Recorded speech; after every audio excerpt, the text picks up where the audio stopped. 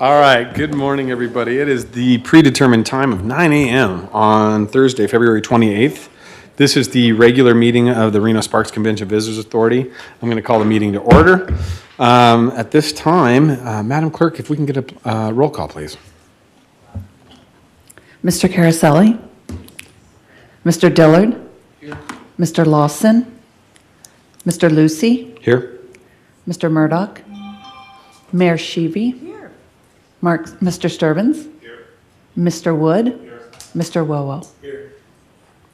All right, thank you, Madam Clerk. All right, we will move on to the Pledge of Allegiance. Mr. Hendy, Mike Hendy, would you lead us, please, sir? I pledge allegiance to the flag of the United States of America and to the republic for which it stands, one nation, under God, indivisible, with liberty and justice for all.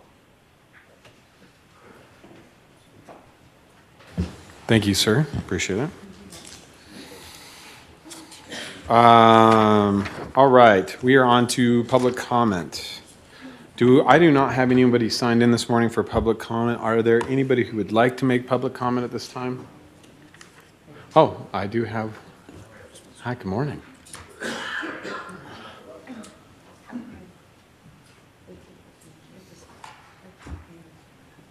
So I'm Tony Lagatetta from the Reno Air Racing Association, National Championship Air Races. And I was here last month and wanted to come back because what you guys do for special events is just incredibly important. Putting them on is so difficult and so rewarding, but without your support, we couldn't do it. So I just wanted to come and thank you all for all your support. All the events, I'm sure, in town are massively thankful and can't do it without support of the local groups like yourselves. My second reason for coming was the topic of China came up in that meeting 3 or 4 times. And I thought, oh goodness, we just had a race in China in November. So the first International Championship Air Races China took place in November, and we provided license and oversight for that event. Well, when I got some pictures from some of the folks that we sent of the banners, the biggest word on the banner kind of surprised me. So as I was listening to you guys talk, I kind of wanted to share it with you. Actually, it's awfully large. Thank you, Phil. So when I saw the banner, wow, the biggest word on the banner was Reno.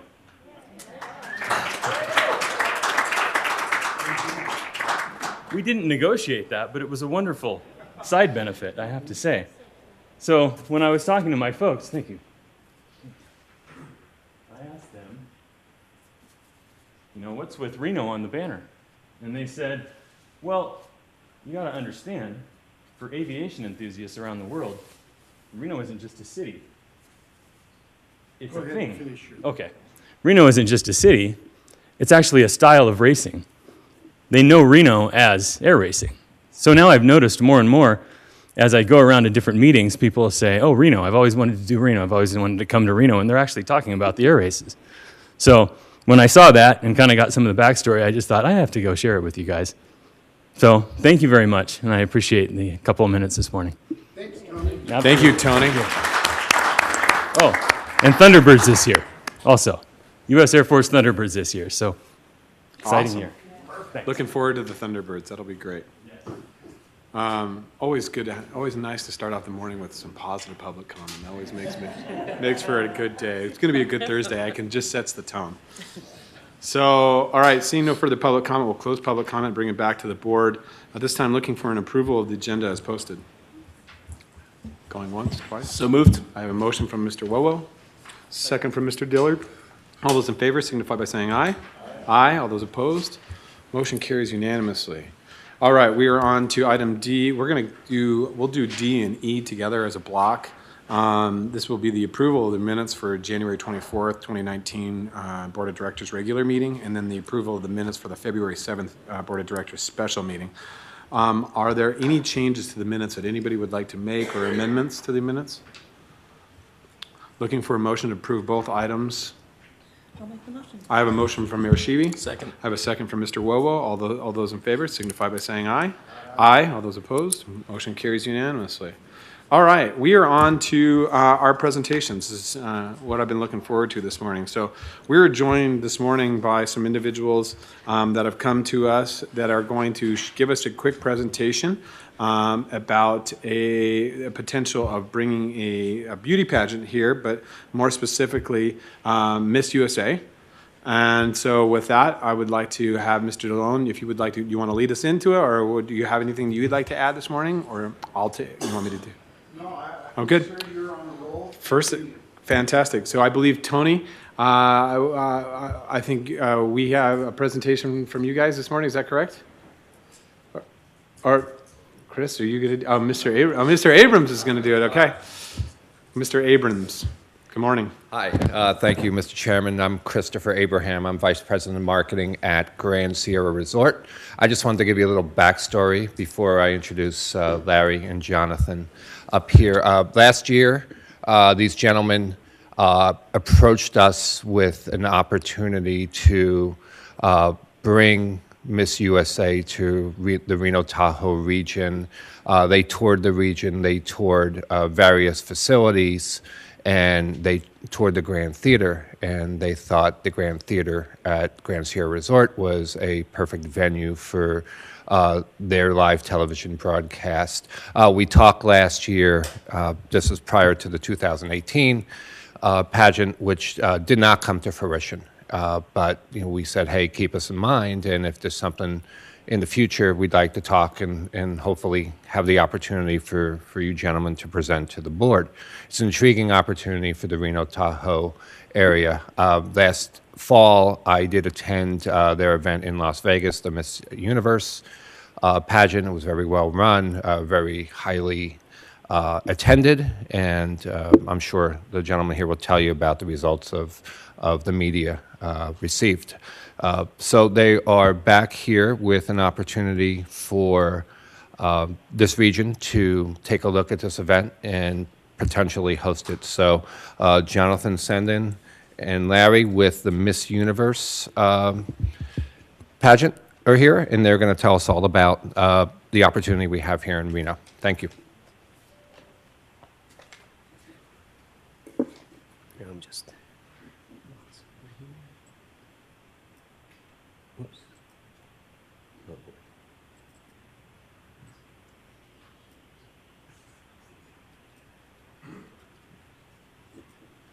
All right. Good morning, everybody. My name is Jonathan Seiden. I am legal counsel at IMG. I'll explain a little bit about the relationship between IMG, Endeavor, and the Miss Universe organization. Larry Pera is the CFO of the Miss Universe organization. Miss USA is an organization for women run by women. Unfortunately, the women that run the organization right now, including the president, Paula Shugart, is doing her civic duty at grand jury testimony in New York City. Therefore, unfortunately, we had to send Larry and Jonathan to this meeting. I also apologize for my attire because I was on vacation at Disney World with my family and just found out 24 hours ago that I had to leave vacation and go to Reno. Now, my wife is not happy about that, but I promised her that when we bring the event here, that she'll have a very good time in Reno and Lake Tahoe. To give you a little bit of background, the Miss Universe organization, which is Miss Universe, Miss USA, and Miss Teen USA, is owned by a company called Endeavor. Endeavor is a merged entity between the William Morris Agency and IMG.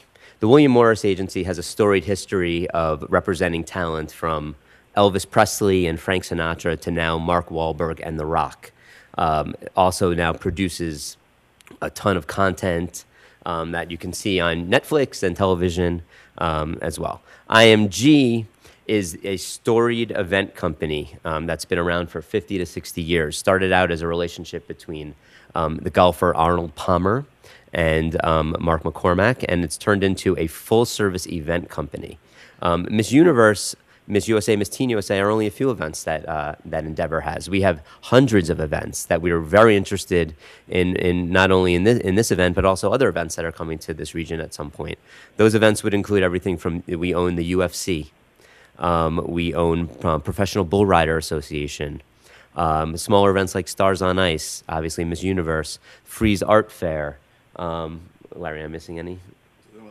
Yeah, so we probably put on, golf events, tennis events. We're probably put on, I think, about 600 to 700 events a year. A lot of fashion events. Yeah, we own, oh yeah, that's right. We do put on Fashion Week in New York and cities around the world as well.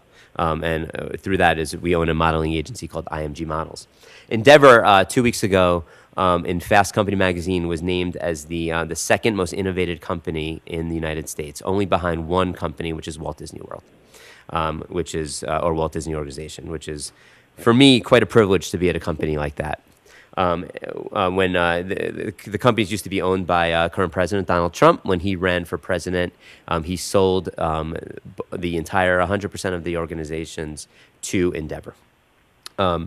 Endeavor takes a look at the Miss USA organization and sees something really great. When we do this event, it's not a typical event. Such as other award shows like the Grammys or the Golden Globes. An event, it just doesn't come here on a Friday. The event happens on a Saturday and we load out on a Sunday. That is the antithesis of what we actually do. We are here with our contestants and our production crew for about a 2 to 2 week period, a little over 2 weeks. So as a benefit for the city, there's a lot of benefits, but one of the big benefits, of course, is that you're going to get a nice feature on primetime television, about the city, about the contestants 2 weeks leading up to this event of what they did in the city. It's not the contestants sitting in a hotel room. It's all the wonderful things that they could possibly do in the Reno Tahoe area, from downtown to going to the lakes and mountains to going to see the beautiful murals that are in the city as well. I mean, there's so much content. From our production side, the production team is very interested.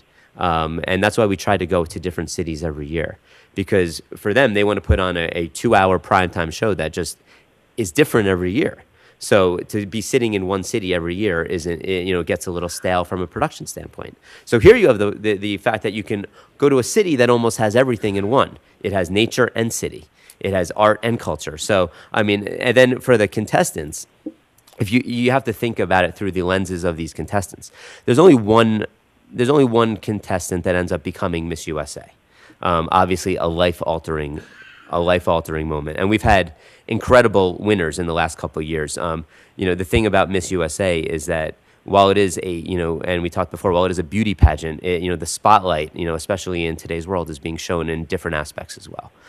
So 2 years ago, Deshauna Barber was an Army Reserve. Kyra McCullough, who won the year after, was a worker in the department of the Nuclear Regulatory Agency in Washington, D.C. So these are multifaceted women. We try to take this 2 hours to show every aspect of these women, not just the outward beauty, which is really important. For the contestants that don't win,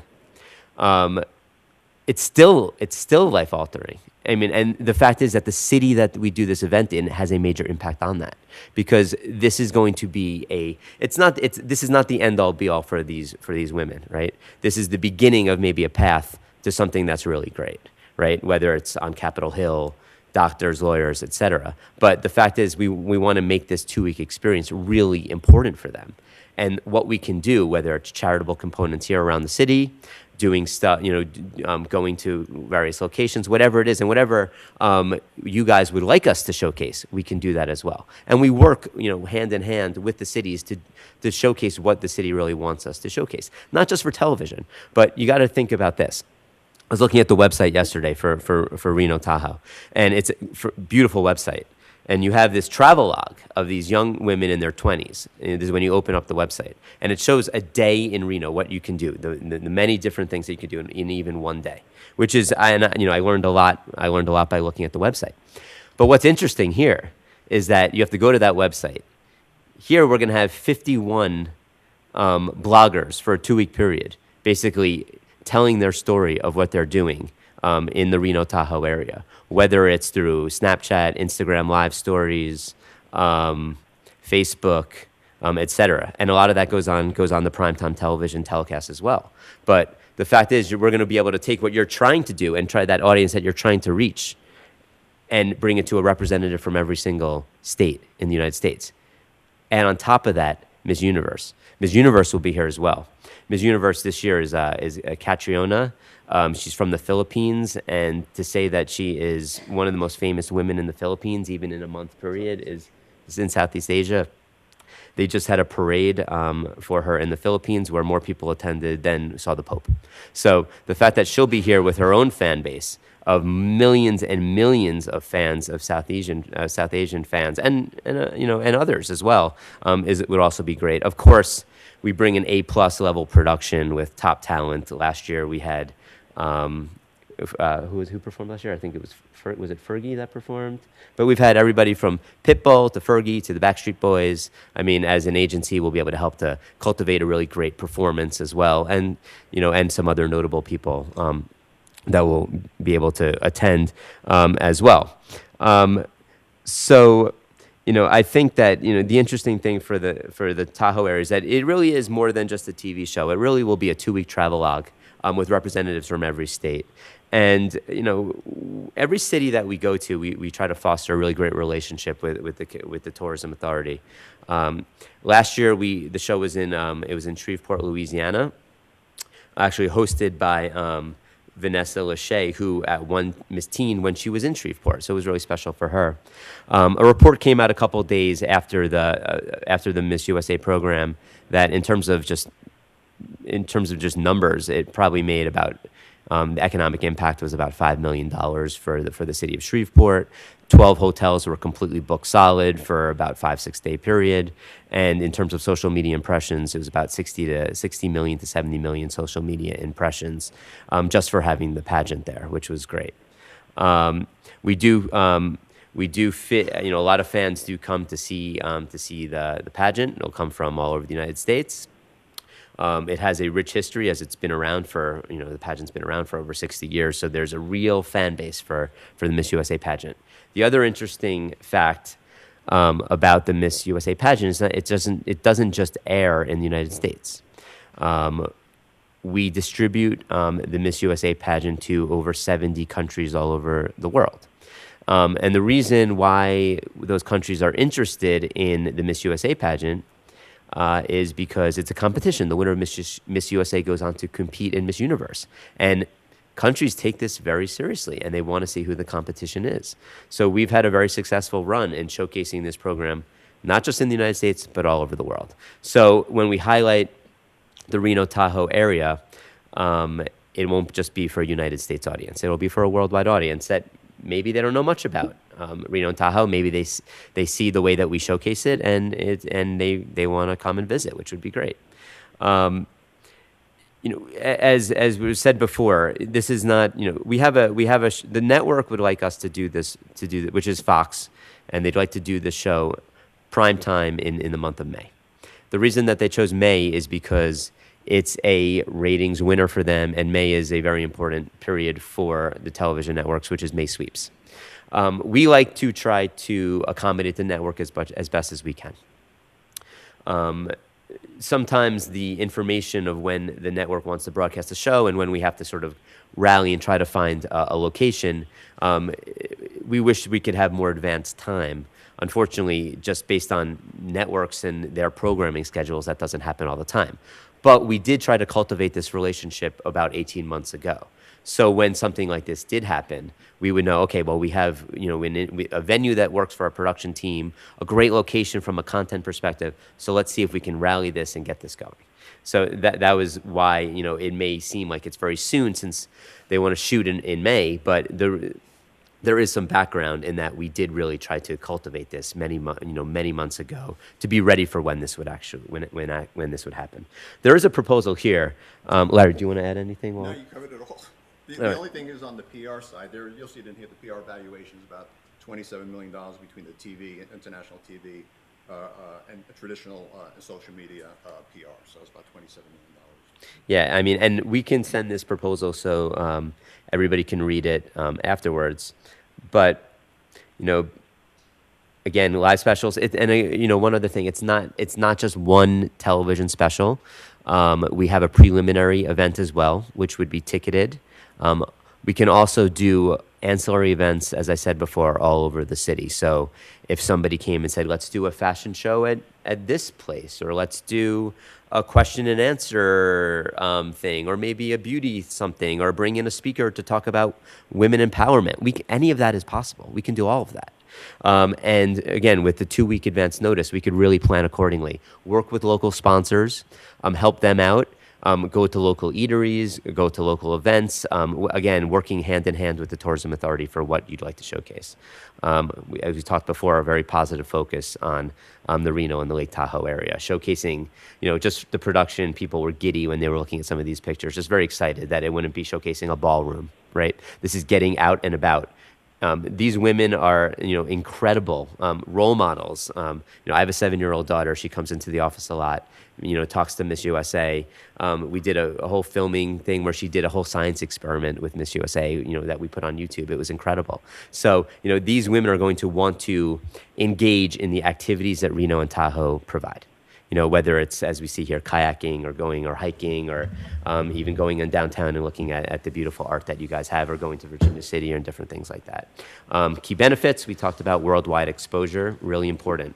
I don't think there's many primetime specials on TV that have worldwide exposure. Twitter came to us after a Miss Universe event and said that we were the most tweeted live event in the history of Twitter, even more than the Super Bowl. Again, we will do all of our efforts to promote the city as a world-class travel destination on all of our media platforms.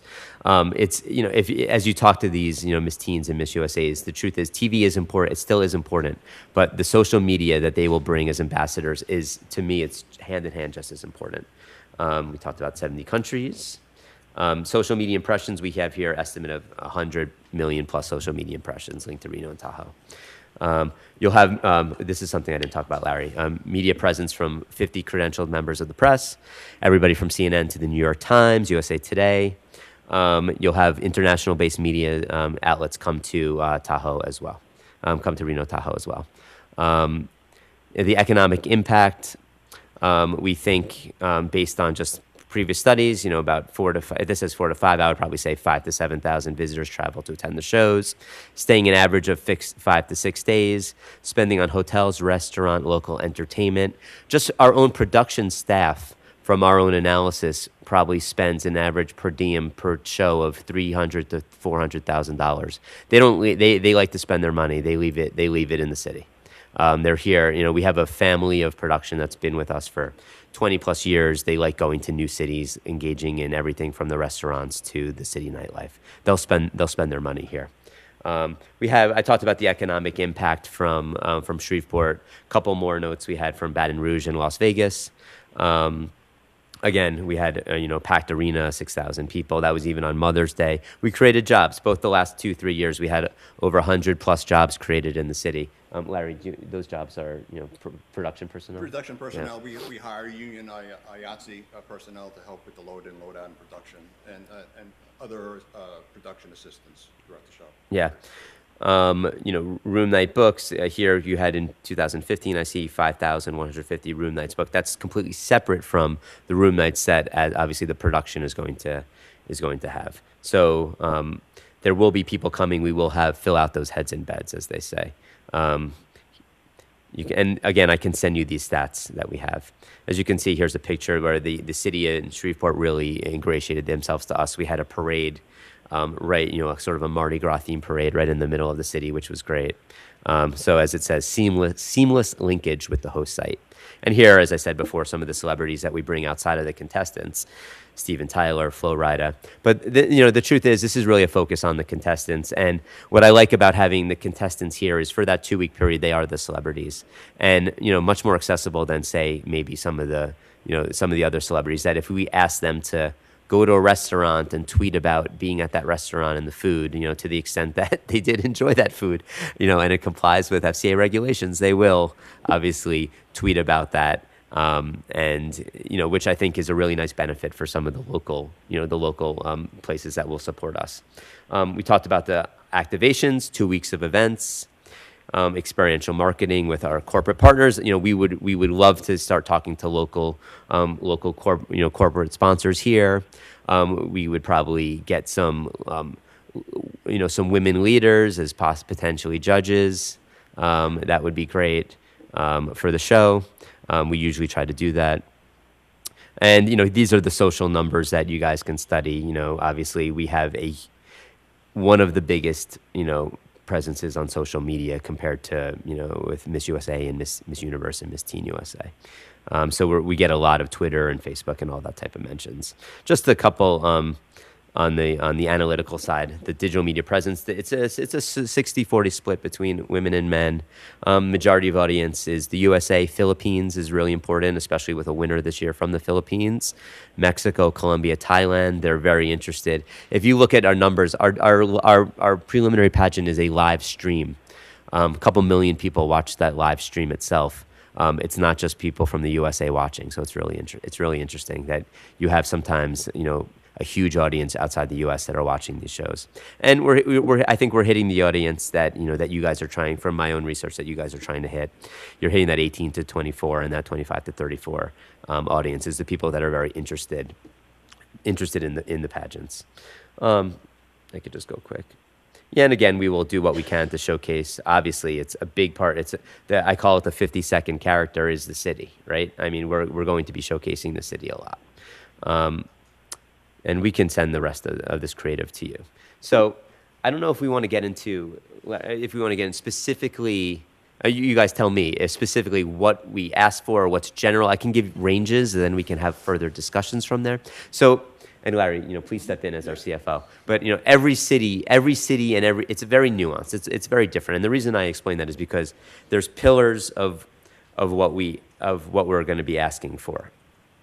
Now, this is, again, not a handout. We spend, on average, on the production, we put an A-plus production on that stage, probably in the range of $5 to $6 million. So we're spending our money to put on an A-plus television production. But to do that, we do need support from the city. We can't do it without that support. So every city is different. If I look at the pillars, the first one, and again, each one is different. So in Louisiana last year, there was a very nice tax credit, right? Which, Larry, do you want to explain that a little bit? Louisiana is a great film production tax credit. We were able to get $1 million. Larry, if you could talk in the microphone. We were able to get $1 million back from the Louisiana tax credit. So when we go to Louisiana or someplace in Georgia, we could rely on that tax credit. So going to a different city, we have to look at different variables to make it work for us. Right. Great. So that is one aspect. The second one is obviously the goods and services, very important. So on average, I may get these numbers wrong, Larry, but we're looking for hotel rooms, and we're looking for transportation and food for the contestants. The hotel rooms are for the contestants and the production personnel. It would be from our ask is for gratis hotel rooms over a 2-week period, and I think it's about 3,400 nights with a peak of 375 on that 1 or 2 days leading up to the show. Again, you're going to get the families of the contestants and fans of pageants coming to the city. So you're going to have those room nights booked by friends and family as well. From our own standpoint, we're going to need rooms, especially if the tax credits are not as accessible in a city like Reno than in a place maybe as Louisiana. Obviously, we're still looking into those issues.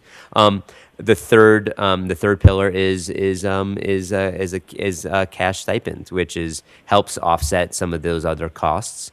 And I would say the range that we typically look for, if I look at in Louisiana, we were able to get the tax credit and a cash stipend, but that was in the range of I would say $300,000 to $400,000 is what we would probably. Report were different, but that was the range. Right, and Larry, I was not there at the time, but compared to a Las Vegas deal, which we've been in Las Vegas many times and probably worked with a lot of your partners, that in Vegas, the deal would tend to be, there's not as much of a tax incentive, my understanding, but obviously the rooms would all be free. The rooms, the meals for the contestants were all covered. Right. And there would be some cash from LBC. And some local transportation. Yeah, great. And gentlemen, I appreciate that. And we can have that further discussion in regards to. I just wanted to give a range of what sort of expecting. And, every city is different, so we try to figure that out. And, in a place like in Louisiana, where we were last year, we were in multiple hotels. We had the contestants in one hotel. We had some production personnel in another hotel. We put the judges in another hotel. So there are ways that we can, and we were able to work with those hotels and highlight different aspects, which was, I think, helpful to all of them. So everybody came and supported in Louisiana. That's happened in Baton Rouge too, I believe, right? In Miami as well. So, look, as a conclusion, and we can have more detailed conversation, Larry and I are here if people would like to stop and ask us some specific questions or ask us questions publicly. But, it's an honor for us to be here. We really think that this would be a great benefit for the show. I think that there are really other events outside of Miss USA and Miss Universe and Miss Teen USA that we would love to bring to the Reno area as a representative of Endeavor. There is one specific event that they would also like, that Endeavor would also like me to talk about, which we can probably put on an agenda in a few weeks, which is an event called the World's Strongest Man. That is one that we forgot. The World's Strongest Man, which is all in every country all over the world, people watch that show. And other events leading up. And I know that our head of government relations will be here in 2 weeks to talk to some people about some of those events. I've been working out. Yeah. So, and that is one that we'd like to talk about as well. I guess I'm here specifically, I know on the agenda was to talk about Miss USA, so that's why I'm speaking specifically about this event. But again, I think, as we look, as our company transforms and changes, we like to have multi-year partnerships with cities to bring various events. And maybe this could be the opening of not only more Miss USAs, but other events that our company promotes as well, or maybe even unique events that we even thought about. So I'm very excited to work with you guys in the next couple weeks. Thank you very much. Great, thank you, gentlemen. So what we'll do is, we are not stylized today to make any kind of direction or anything like that. This is really a presentation, but we can at this time, if any of the board members have specific questions for you, we could ask those questions of you. Just no direction at this time is what I would caution the entire board. So, Mr. Sturbins. Good morning. Thank you for your presentation. Looks like a very exciting event. Just two quick questions. You mentioned 5,000 to 7,000 room nights as your normal impact in the city. Is that inclusive of the 3,400 rooms for the contestants? Yeah, that would be inclusive. That would be inclusive because we have about 5,000 people who come with their families, so that's inclusive. So it's roughly 50-50. And then you also mentioned selling out on Mother's Day. Is that the weekend that you are targeting for this event? No. We're targeting an early May date. The production would like to do the show on a Thursday night, which is May 2nd. Gotcha. Okay. Thank you, gentlemen. Really appreciate your presentation. Great. Any other questions from the board members at this time? So I kind of had the same thing. And my question, so now PBR, you guys Endeavor that's one of your events, is that correct? We own Professional Bow Riders, that is Okay. correct.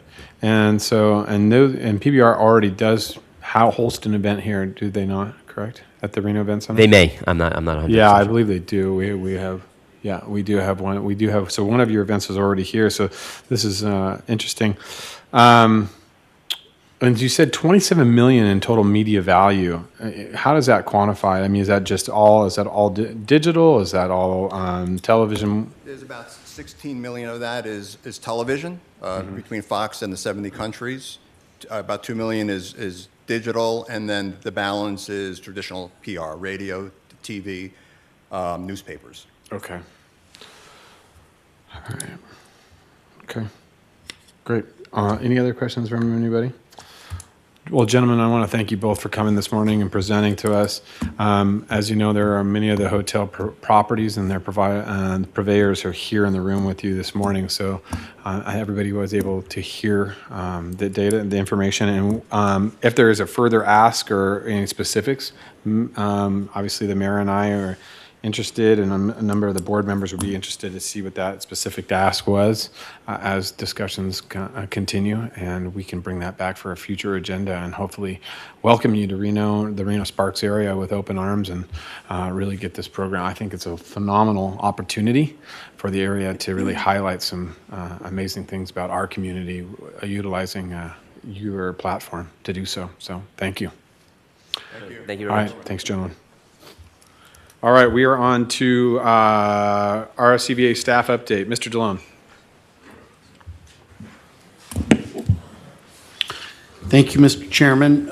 Sherry Neal, happy birthday to you as a sidebar. Happy birthday, Sherry.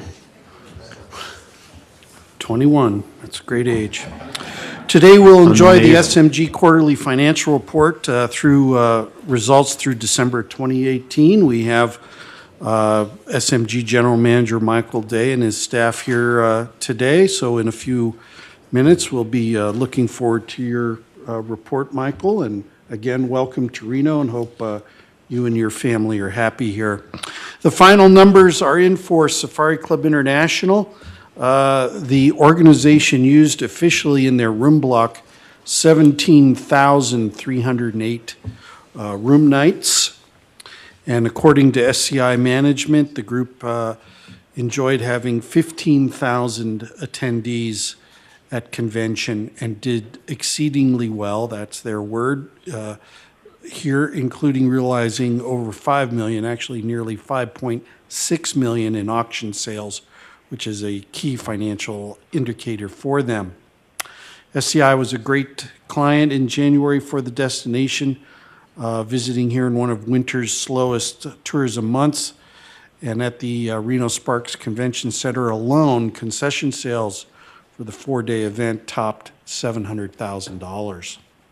SCI returns in 2020 and 2021. At its February 19th meeting, the Washoe County Board of Commissioners voted unanimously to accept terms to accept Wild Creek Golf Course and its assets via quitclaim deed. The first closing will transfer the RSCVA held assets to Washoe County. The second closing will then in turn convey acreage to the Washoe County School District for the site of the new high school.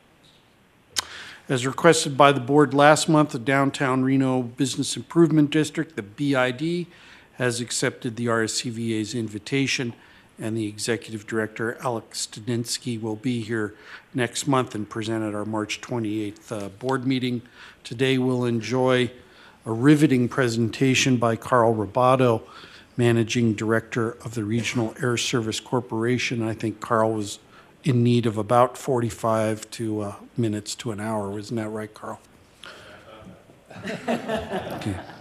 Carl, welcome as always, and we're happy you're at the helm of RASC, and we look forward to your presentation in a few minutes.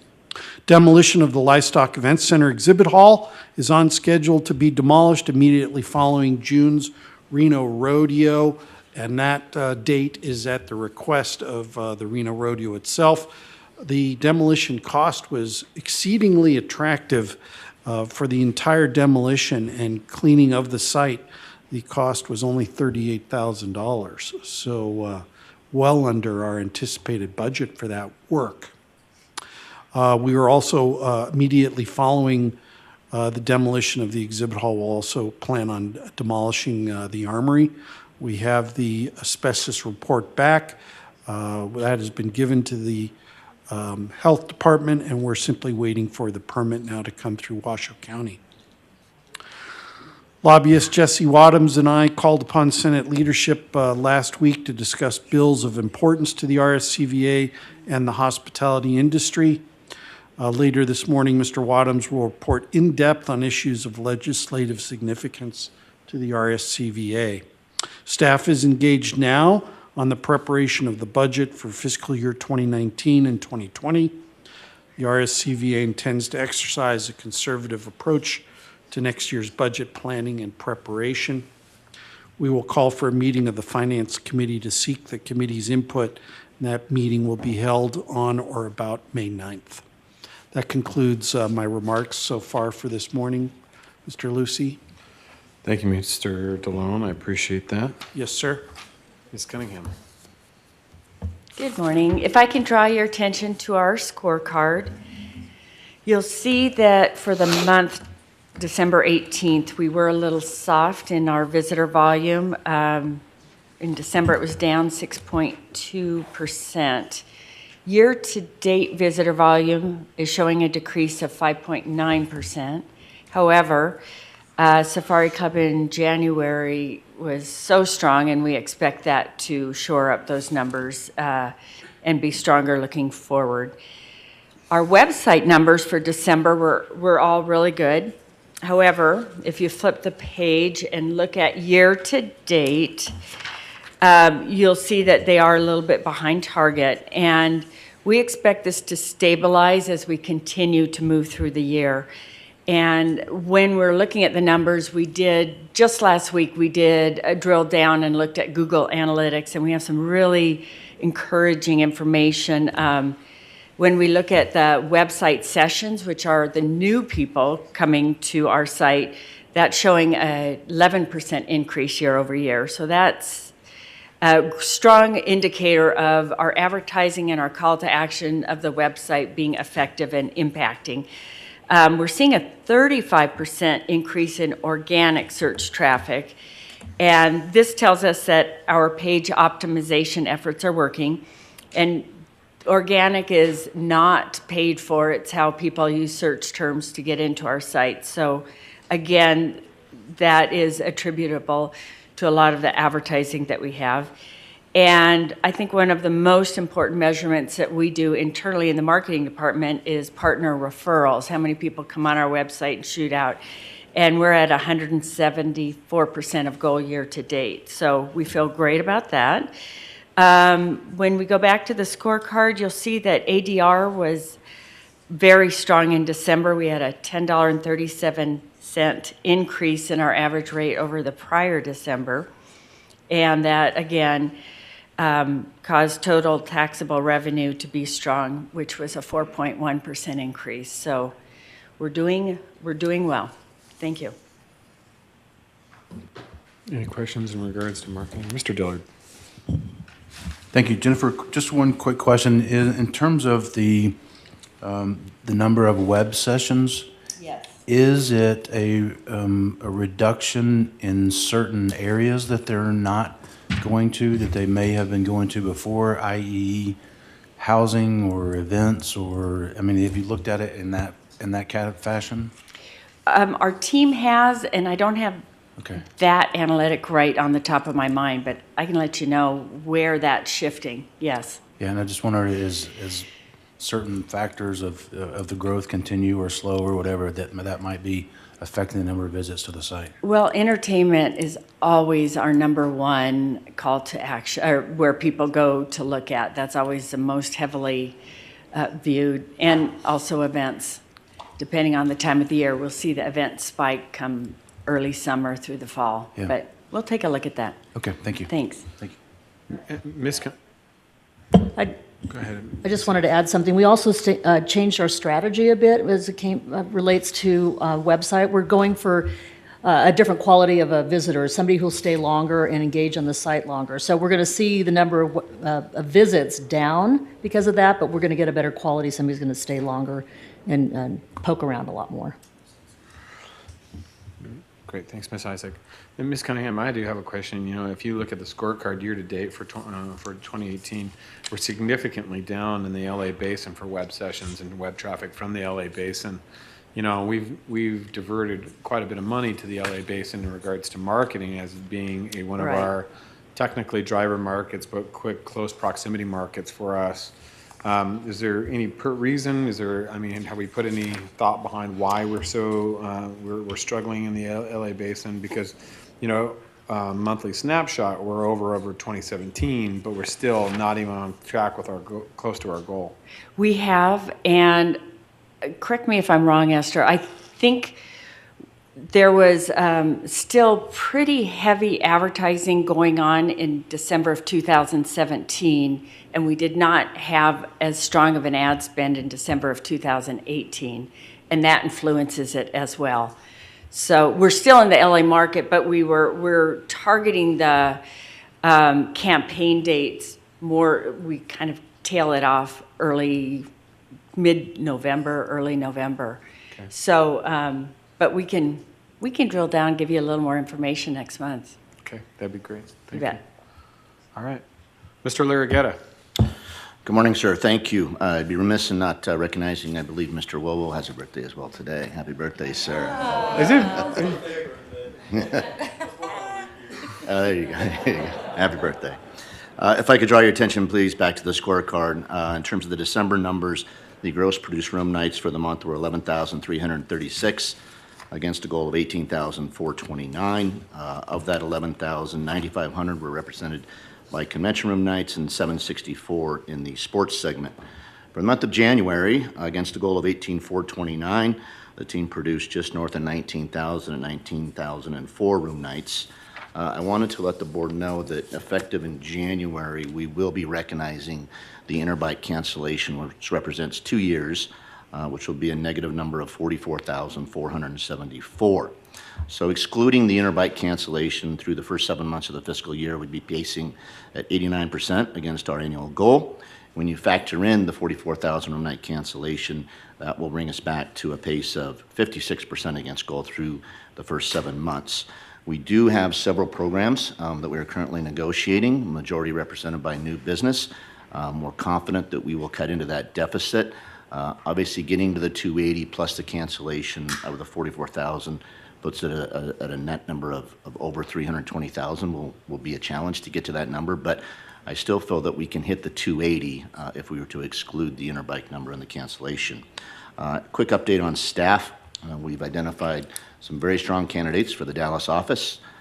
We've had some in-person interviews over the last 2 weeks, and we are confident that we will extend an offer and have that offer accepted with a position or with a start date that we're targeting as March 18th. So we will have that office open and have a build-up as we approach the fiscal year of July 1 for 19 and 20. We continue to pursue the DC area and on candidates, and we continue to interview and post those positions. We have not had as much fortune in identifying a strong candidate this time, but we want to make sure that we get the right candidate with the right fit, and so we're being patient in that hire. And that's all I have for today, sir. Any questions? Any questions from the board in regards to sales? You said sales position in DC. Correct. So we still have not filled the vacancy of when Ms. Bumbelow left the organization. That position is still pending. Gotcha. Thank you. And then I have a quick question in regards to, I'm channeling my inner John Farahi right now. Sales bonuses for, yeah, results. Sales bonuses for sales staff as pertains to the Interbike loss. Now, were those sales bonuses paid when we originally booked Interbike last year? What are we doing to make sure that those numbers are for, what I'm saying? They are. They're paid. So we booked obviously Interbike was booked for 5 years. Right. And the way the rules are set up is that the team has the ability to take credit for 3 of those 5 years.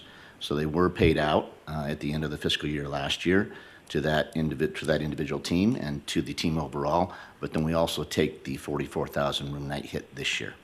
Okay. All right. So in essence, they most likely won't get a bonus. Unless you find something amazing in the next But we're still 10 fighting minutes. every day to get to that number. Michael sir. assures me he will pull Hey, the rabbit. Mr. DeLone, could you do me a favor? Could you move your office right next to his?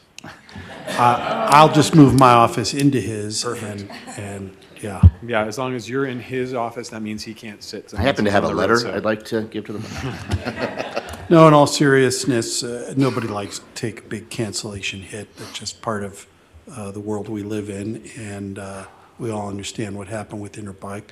But we have a real solid sales team, and they're good salespeople and know what to do. So No, absolutely.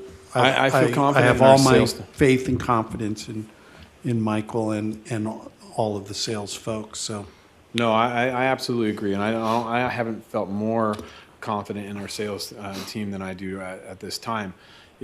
However, the environment is what the environment is, and we did take a major loss with Interbike, and we do need to fill that hole, even though it was a piece of new business for us. But are there opportunities out there that have that potential to fill that hole, Mr. Larraghetto? That's really my question, is that what is out there that we can still go after and actively get that could potentially fill that hole?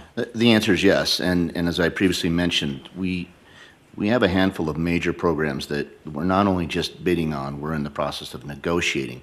Now, the difference between a Interbike or even a Safari per se is those are multi-year deals. those are the ones that are a challenge to get to sign for your city.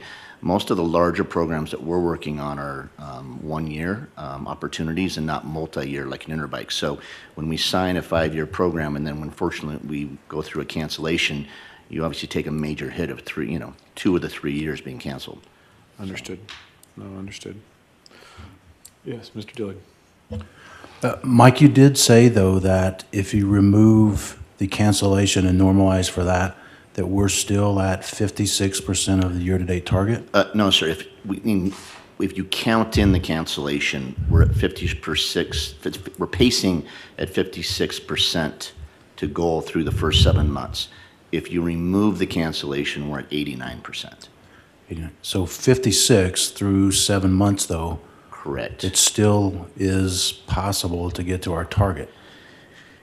Right? It is. I mean, each month is roughly 8%, right? 7 months Correct. is 56%, and we're at 56. Correct. The challenge is that the monthly goals are a reflection of history and legacy accounts, and so our monthly goals go anywhere from 18,000 up to 43,000, depending on the month. So, for instance, the month of June, our goal is north of 43,000 room nights because we know we have a legacy piece of business in there that turns every single year with volleyball that represents over 17,000 room nights. So it's already built in to the goal. But to answer your question specifically, yes, I think that the 280 is still attainable based on what we have in the pipeline and what we are trying to close by June 30. Yeah, thank you. Mr. Dillon, turning your mic on. But to add to that, 280 is obtainable, but 324 is a stretch. That's correct. So for us to hit the net goal of 280, we would count in, if you bring the Interbike cancellation into the equation, we would have to book north of 320,000 room nights. Okay.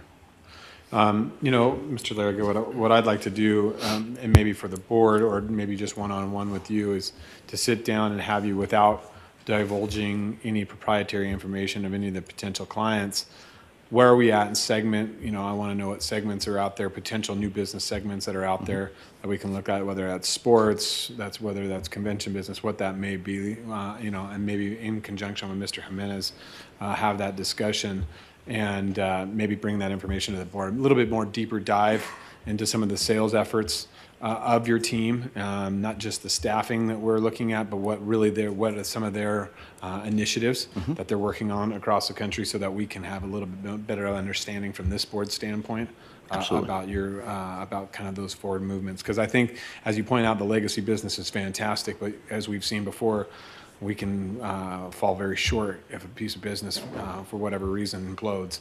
And so we would like to see some potential ideas of what's going out there for new business and, some ideas, just so we have a little bit more security that things are going in the right direction. Understood.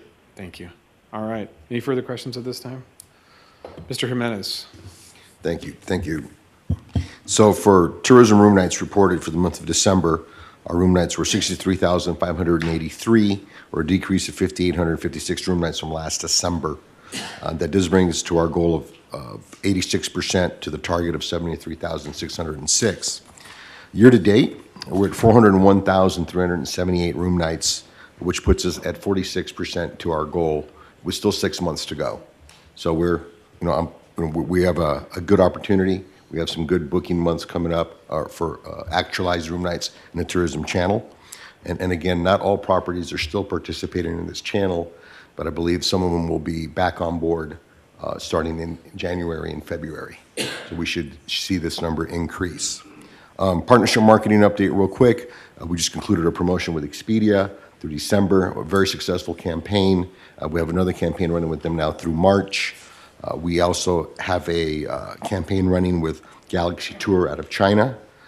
And also we've met with Frontier Airlines, their sales department, last week in Denver, and they're very open to work with us on some promotions in the travel trade sector as far as bringing FAMs in and doing booking incentives. On the China front, we're going to be attending the Brand USA Roadshow in May, Active America China next month in Alaska, and ITB China in May, and it'll be handled by our team in China. And then finally, on the domestic front, we did attend the New York Times show in New York City last month, American Bus Association, and we have 5, 6 shows coming up here in the next week and next month. I do want to add on a little bit about the interbike issue, and Mike and I we're working on some programming on the Tourism Channel to specifically address September. And we're looking at promotions with a company called Sabre, which is the largest global distribution company out there. And we're also working with the OTAs specifically to fill that September gap. So we'll meet and come up with a plan. We have a plan. Great. Okay. Thank Any you, questions? Any questions for Mr. Jimenez? Mr. Jimenez, as it pertains to the Miss USA pageant that we just saw a presentation on, they spoke of, the marketing that they do to the Philippines and a lot of the Southeast Asia and also Central America. I'm interested in your take on that. The promotion international, we'd have to probably reach out to Travel Nevada. They already have offices in some of those areas. For us to go it alone would be a little tough right now. Again, not knowing the whole plan. We have to look at the plan, but certainly there'd be some opportunity there with tour operators, and certainly in Mexico with Volaris, with the nonstop flights coming in, and anything in Asia, with our China representation, we can certainly, tap into that for any interest there. Great. But again, not knowing what a plan is. No, understood. It's hard to speculate right now. Just the potential that exists. Okay, great, thanks. All right. Ms. Isaac, do you have anything this morning for us? Okay. Mr. Chisel? Robert Chisel, Finance Director. For the record, real quick, for the first 6 months ending December 31st, 2018, for the fiscal year, total room tax revenues have been running about $21 million, slightly behind the budget of $21.3 million, about $360,000 below budget. But overall, our total revenues are running $25.3 million versus a budget of $25.3 million, about $45,000 difference. So just about right on the mark for the overall revenue for the fiscal year. Total expenses are lower than we had budgeted. Total expenses for the authority is $25.6 million for the first 6 months against a budget of $26.8 million, approximately $1.1 million under budget. So for the first 6 months of the year, budgetarily, we are looking good and looking for the finishing strong for the next 6 months. That's it. Great. Any questions for finance or operations? All right, seeing none. All right, fantastic. We'll close that out. Thank you very much, everybody. We appreciate the update. And we will be moving on now to our quarterly update from SMG. Mr. DeLone, do you want to introduce our manager? Michael Day, General Manager for SMG's facilities, will be giving the presentation today. Michael, will you go to the podium, please? This are for results through December 2018. Good morning, Mr. Chairman, ladies and gentlemen of the board, RSCVA, friends of the board, hello everybody, and hello Larry, good to see you again. Just as a sidebar, the last facility that I came from, we hosted Miss USA twice, actually. And it was the buzz of the city for years to come, probably still is there. I was always so impressed with the production, just a sidebar, the production group that came in. It was we do productions and concerts and Cirque and Les Mis and everything, and they were the top. So bravo, great to see you again, and hope we can bring that to Reno. The ladies will love it here. Before I get into my presentation, just a quick introduction of myself. I'm going to do a quick overview of the fourth quarter business of the 4 facilities, but a quick introduction of myself because I'm still a little bit the new guy in town. I was born and raised in Seattle, graduated from the University of Washington as a broadcast journalist. Worked in behind the scenes for CBS Sports in Seattle, and then went on the air and worked as an anchor reporter in Redding and Sacramento. Ended up down in Las Vegas doing some work for Caesars, where my 2 sons were born. So I have deep roots here in this area. I spent 28 years in the cruise industry, the last 18 of which were in the headquarters of 3 ultra-luxury cruise lines, booking all of the entertainment and the enrichment and special events all over the world. So I have hosted tourist events and entertainment events in every continent on this planet, including the North Pole and the South Pole. But the place that I took my time and spent my money to vacation was actually right here in Reno, Tahoe. This is my favorite place in the world. And so when I say that I'm thrilled to be here as the GM, I really am thrilled. So hello. I have my senior management team with me here. So at the end, if there's any questions, I have them. Dante Nicastro is our general manager of Savior, our F&B division of SMG. We have Todd Martin Jones, who's our director of finance. Kayla is our director of concessions, and many of you know Renee McGinnis, who is our director of sales and event services, our hostess with the mostest on the ball, to steal a line from Irving Berlin. So for the fourth quarter of 2018, this was a transition period for the SMG facilities. It was the early stages of us entering the market and taking over the 4 facilities for the RSCVA, and our focus was on hiring and filling new positions and on training on new policy and procedures for us here. And certainly one of the biggest challenges in that last month there in December was preparing for what would be the biggest and perhaps most important event of this year, and that was the Safari Club International Show. So that was the real focus there at the end of the year of 2018. However, while we were continuing with that effort to hire and train, our sales team, along with the RSCVA sales team, was able to close $700,000 in new contracts, and we hosted almost 100 events at the 4 facilities. The Reno Savior team put a lot of smiles on faces, and we'll get into that a little bit more a little bit later. The exciting part there is the team delivered about $100,000 in holiday party catering during the month of December, and our executive sous chef, Michelle Palmer, won the American Culinary Foundation Pastry Chef of the Year award, and the whole culinary team won the Fantasies and Chocolate Championship for 2018. So there's the highlights from the F&B department. As we move into the last half of this fiscal year, the management's focus is on finishing the year strong and actually doing our first internal budget, which will be due to the RSCVA here shortly. So I have there on that first page, and sorry I couldn't get up on the board. I didn't have enough models to project, I guess. But on that table, that shows you the finances as of January 31. And you can see there that the year-to-date variance is negative, and part of that is the inheriting of an existing budget and how the expenses and the revenues were timed out. So on our budget, we literally flatlined it over the 12 months. So it's showing a very negative number there. You can also see that we've been able to save our expenses by just short of $1 million there. And so as of the end of January, the year-to-date variance to the budget is just about $1.1 million. But as a little tease there at the bottom, as of this week, when we roll all of our expenses and revenues to the end of the fiscal year, we are projecting to be just about $50,000 short of that budget target. So we're optimistic that we're going to make up that ground and finish on target. Highlights from the sales and events department for the fourth quarter of 2018. The team, along with our RSCVA sales team, again closed just over $700,000 worth of new contracts. While we hosted a number of events that are happening, and they're listed there for you.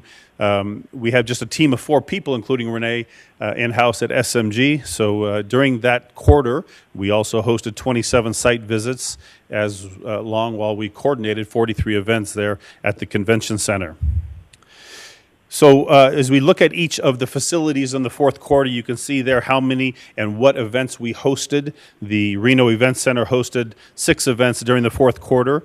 The National Bowling Stadium hosted 30 events, all while preparing for a massive remodel that's underway right now. Even though the building is closed for the remodel, we are still hosting events in the Kingpin downstairs on the first level on a weekly basis. The Reno Convention Center there hosted 43 events in the fourth quarter of last year, and the Livestock Event Center hosted 13 events during that quarter. Now, turning to the Savior side, the Savior team Dante and his talented group of concession and catering staff over there been putting a lot of smiles on faces. We hosted 12 holiday parties, which led to just over $100,000 in additional revenue. We have contracted 4 separate associations and their monthly luncheons as new business. We are starting to create a bit of a buzz around town in terms of doing our own catering, as well as we're trying to do some social media to call attention to the market that we can not only host their event, but also do the catering for them here. And 2 days a week, we make cold calls as we try to expand that social catering initiative. On the capital side, we're in the middle of introducing new Quest points of sale at all of the facilities. This is going to help speed up our service to our patrons, as well as a more accurate accounting on the back end of that concession business. We got ourselves a new commercial smoker, which puts a big smile on my face. I love smoked meats. We estimate that that's going to save us about $1,000 per cooking cycle. But not only that, now we can offer more fresh and savory smoked meats at our events, so we're excited about that new addition. We've added some new video flat screens around the convention center, which helps us, gives us a little more modern look and feel for wayfinding, but we also use that to promote some of our concession items that are available during our shows. We are upgrading our tabletops for our catering events to make, again, a more modern look and feel, as well as we've added a new proofer and dough sheeter, which now allows us to make fresh pizzas at the convention center as well. So we're excited about those new capital items. Looking at highlighting a couple successes, I mentioned earlier that our executive sous chef, Michelle, won the Pastry Chef of the Year award for the American Culinary Federation. We're very proud of that. And the team won the Chocolate Fantasies Championship in 2018. That was exciting. We've had some great feedback from our events on the F&B side, and including one of our board members, Rick Murdoch, I don't see here today, but he made a nice comment about enjoying the food at the Rod Stewart concert. And I think we also delivered their holiday party, which he personally told me that their F&B team was thrilled not to have to cook and loved the food. So we're definitely stepping it up and raising the bar on the F&B side. As we look for some challenges, one of the things that we're always working to do throughout, especially on the F&B side, is to improve the staffing and training of our individuals. One of the challenges we have in our industry is just the ebb and flow of events, and keeping those people trained up and online is always something that we're focused on. We have some outdated concession stands that we're working on freshening up the look of those and trying to improve the offerings that we have at those concession stands. A lack of back-of-house preparation area in the Reno Event Center is a bit of a challenge. If you've ever seen that area, it's, you know, we're stacking chairs and tables and we're trying to prepare some food right in between all that. There's not really a dedicated space for it. So we're hoping to find a way in the future that we can improve that, so we can bring some better items into the concession stand and make that more current to the industry standard that you would see if you were going to an NBA arena or NFL stadium. So we're working on that. It also would allow us to do more of the backstage catering. We end up having to give that away every show because we just don't have the facilities to deliver that. And then last but not least, you know, we're definitely trying to get our name out in the county through social media and other means, so that we can increase our social catering plan. The game plan moving forward, as I mentioned, is just really to find great people, to keep them, and to train them up so that we deliver great event experiences. That's our mission statement in support of the RSCVA's mission to fill up the hotels in around the city here. You have there a couple highlights from some events that we had there. You see the El Dorado holiday party that Mr. Murdoch was referring to. We also do the RSCVA party, and there in the bottom you see the Fantasies and Chocolate Championship display that our team won that award for. Now, into the meat and potatoes part, the finance side. So that next page you have there is the actual financials from the fourth quarter. And as I mentioned earlier, you know, we flatlined the expenses and the revenue. So the fourth quarter was a slow time for us in the 4 facilities, and the net income there shows a negative 1.3 to the budget. Again, we are working on controlling the costs to try to alleviate some of the short run on the revenue side. However, the first and second quarters of this year, we see ourselves making up a lot of that ground. And that final page shows you the full year forecast for 18 and 19. And you can see we make up a lot of ground. And at the bottom there, the net income loss to budget is just 50,000 short of our target. That represents, one good show, one good concert, and we will pass that number. So we feel we are focused on that, on reaching that number and surpassing that number, but that's where we are as of today. That's the end of the presentation that I have, and we're here to answer any questions you may have. Thank you, Mr. Day. I appreciate your time. Mr. DeLone, turn around, turn your mic on. Jeez. It's like your first meeting. He needs a portable mic. You're new. I'm sorry, sir. What are you, new? What is this? So you're saying that in essence, since you flatlined expenses during the budget cycle, not you yourself, but that's how they came out, that's why you're showing such a big swing on loss here? Yes, for the fourth quarter. So, we flatlined all those revenues and expenses, and then that fourth quarter was just a very slow quarter. So that put us behind the pace, but the first quarter of this year and looking forward to June 30, we're going to catch up. Great. And hopefully pass it. Any questions from the board? Mr. Wowo. Yeah, just a quick comment and question, not in no particular order. First and foremost, thank you, Mr. Day. This is actually a really thorough and informative report, so I think the board appreciates being able to see this line of sight into what's happening. So going back on just the second page on the sales and events report, I see that we have the signed contract and highlights. The comment is it would be really nice moving forward to see which ones are net new, which ones are being recruited specifically from the sales team. And then the question, I guess so it isn't in a particular order, is would you be able to highlight which ones on this list for those of us that aren't familiar with all of them were net new? Sure, and I would ask Renee, do you want to come up and our director of sales? We did make a list of the contract highlights there in that next point, but Renee would be able to give you some more information about the net new. Thank you, Renee. All right, Mr. Dillard. Hi, good morning. Oh, I'm sorry. Renee McGinnis from SMG. And are you asking, Nick, about the actual the signed contract, or the events itself? Yeah, just the signed contracts, because I don't want you to go through the whole events list. That'd be a little ridiculous. That. But yeah, just the contracts that are on here, like which ones were net new that haven't been in existence or that were brought back to the organization. There was one, the American Advertising Federation Association. That was a new one, and the rest were repeat events. And in the future, we can highlight those for you. Okay.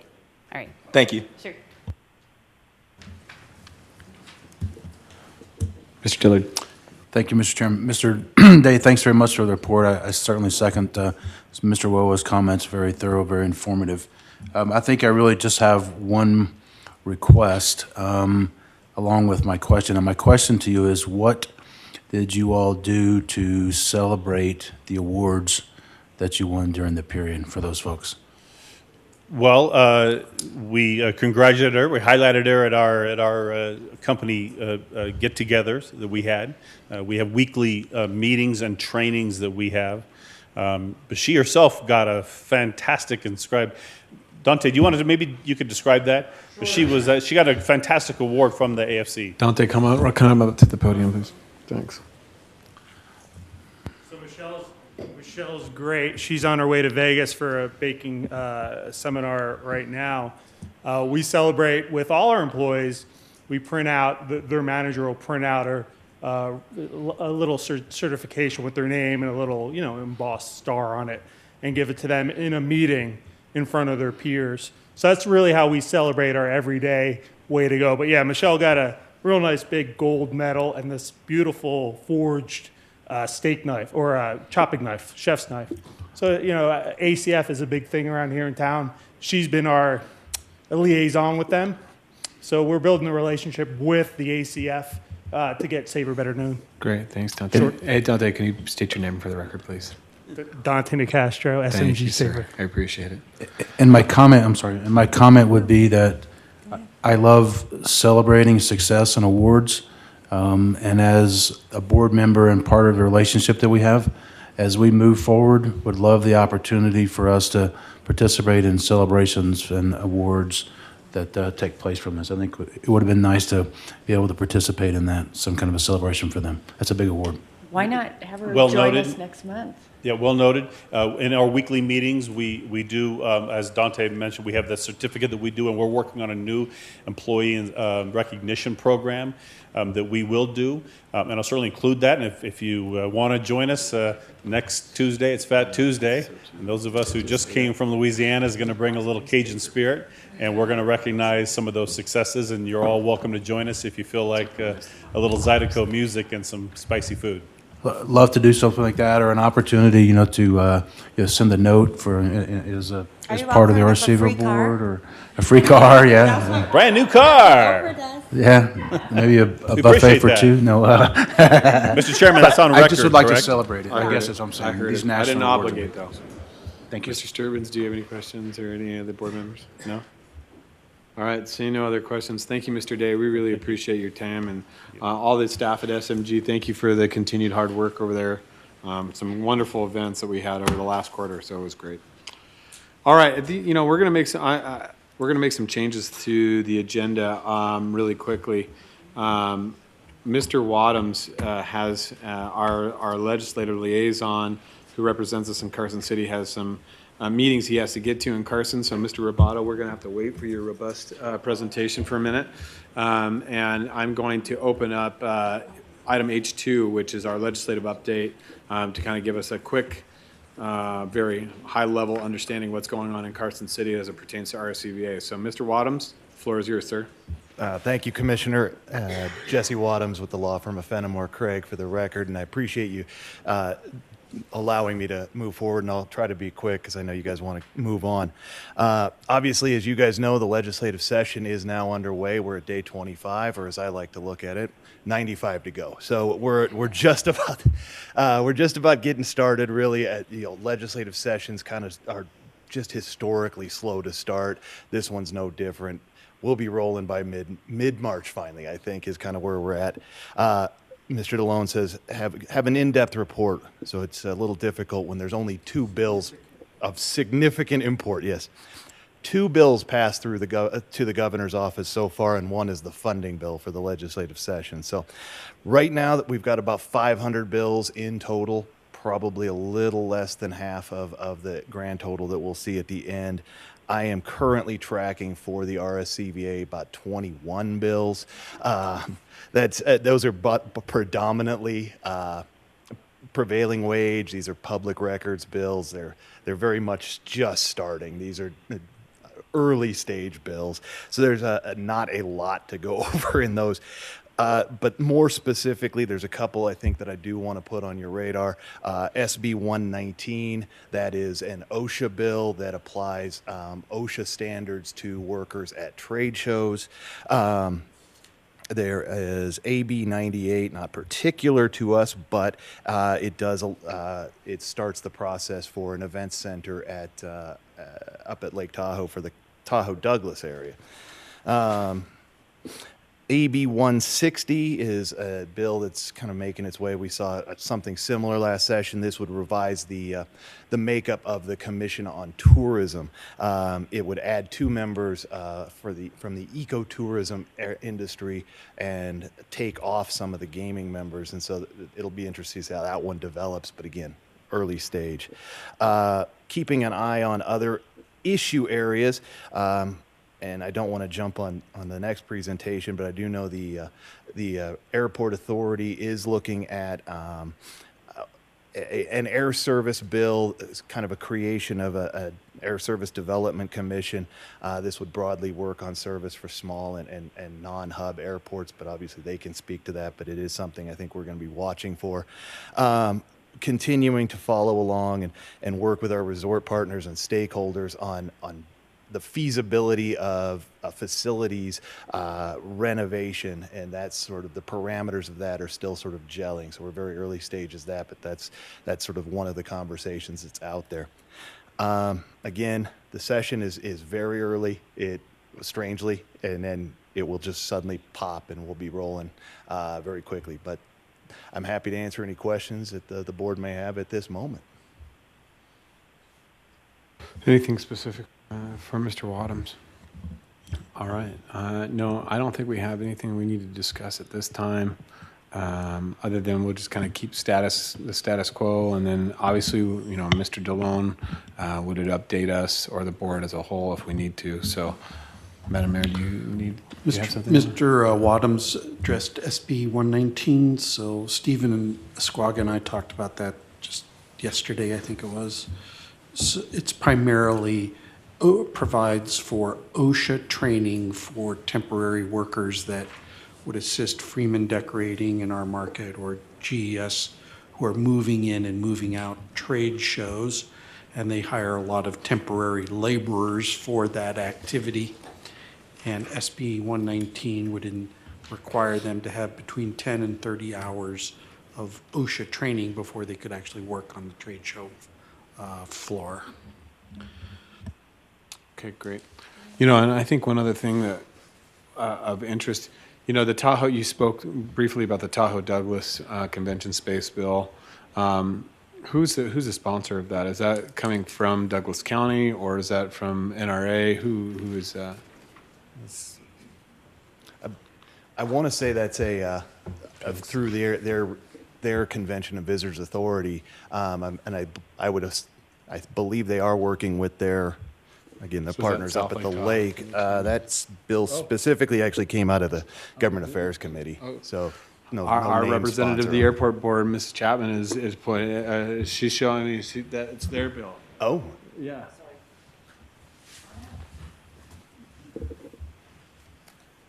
It's good to have in-depth knowledge here. Do you plan that, Jesse? Had me in the back pocket. Yeah, Carol Chaplin for the Tahoe Douglas Visitors Authority this morning. Actually, I'm on the airport board, but for this question, I represent the Tahoe Douglas Visitors Authority. That first bill actually is sponsored by Assemblyman Sprinkle, and it addresses the language for the TDVA, the TDVA Act that was a 1996 legislative action. It adds the word "and events center" in the act itself to allow for us not to operate just a convention center, and that was done basically for finance bonding purposes. We didn't want to get down the road and find out all of a sudden that one of our financial partners felt that we could not plan, build, and operate just a convention center, if that makes sense. And convention center we felt was a little bit of archaic language in today's arena of regular event centers and what they can perform. Great, thank you, Ms. Chapman. There is one other piece of legislation that has not yet been introduced on behalf of that event center, and that has to do with an overnight surcharge similar to what the RSCVA has done in the past. Mr. Wadhams, and just for the record, we have not, NRA has not introduced a bill in regards to the expansion or renovation of the facilities yet, so there is no bill number assigned to that at this point, from my understanding, correct? No bill, no language, nothing to say much about. Is there an update from NRA when that may happen, or what their timeline is, or has there been discussions about that? I have chatted with their lobbyist, Greg Ferraro.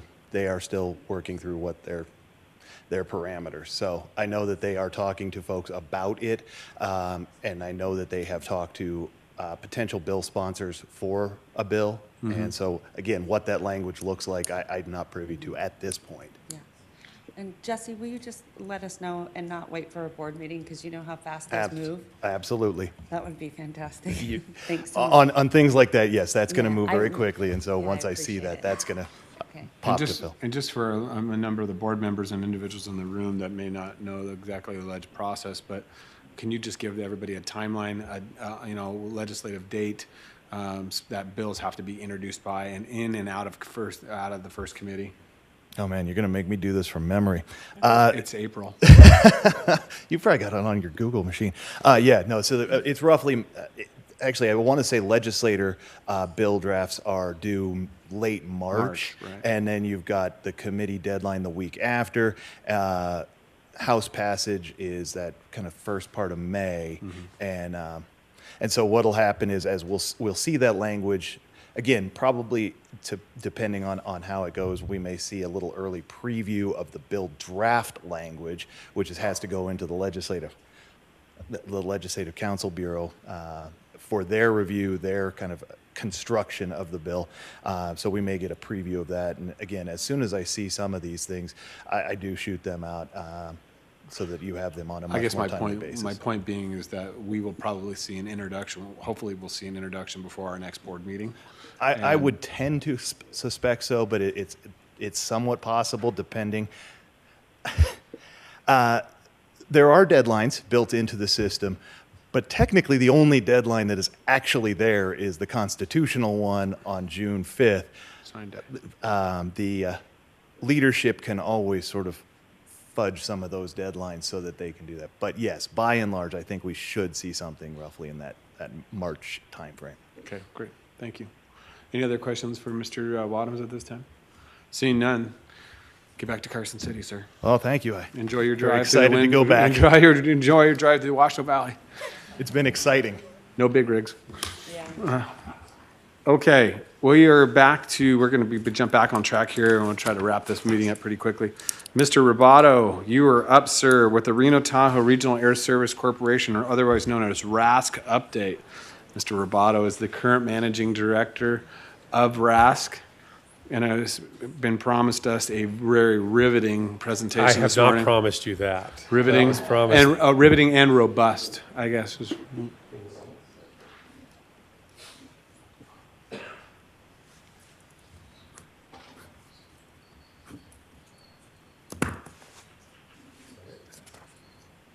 Okay, Mr. Chairman, thank you very much. Board of Directors. Phil DeLone, I appreciate the big build-up. Now there's a lot of pressure. And I want to thank you again for having me here. We're going to give you a little bit of an update on RASC, and particularly where we are on our strategic review. A couple of months ago, I came on as a managing director, and our first order of business was a strategic review of the organization to take a look at how we can be a little bit more, be as effective as we possibly can be. So to that end, I wanted to come and give you an update on that process. It's still ongoing, but I want to keep you in the loop and give you an update on that. Who are we? We are a cooperative organization working to support increased air service into the Reno Tahoe International Airport. And as you all know, this is probably one of the premier economic development tools that we have within the region that really goes, throughout the area. In terms of our membership, we have a very wide membership, and this is what's really kind of fun and neat about this group. It's everybody. It's the gaming industry, the tourism industry, local government, private sector non-tourism, and it really is a broad range community effort that see the big vision of how important air service is to the region. And so it's wonderful to work with them. I want to point out and thank the RSCVA while I'm here for your tremendous support. You guys are our major supporters, and without your efforts, it would be much more challenging in terms of what we are doing. So I do want to thank you very much. Real quickly, the overview is really, we're going through a three-phase process. The first is understanding, the second is creating, third is transforming. These are probably a little bit different language than you might see in a typical strategy or strategic planning offering, but I think it offers a lot of creativity and allows a lot of the participating organizations to provide more and more insight. Where we are in the process, I've gone through a review of the RASC activities. I asked for a special meeting of the board in January. We had that meeting. I presented the findings of that, and that's still ongoing. We are revising our strategies, and then we'll move to implementation. In fact, Tuesday, I will present an implementation strategy to the board for their review and approval. So we're moving nicely through the process. Phase one is really understanding all about all the aspects of RASC and what they do both internally and externally. The second is creating a focus on designing how do we create new strategies to make the organization more effective and as much effective as we can be. And then thirdly, transforming it. What are the steps we absolutely have to take into account to really bring about a new and more effective strategy? So the methodology was really threefold. You know, I interviewed a lot of the RASC members. I reviewed all the pertinent material, interviews with the Abbey Agency, which acts as our administrative arm, interviews with the airport folks, marketing committee meetings, and really got as much information as we could to understand what's going on.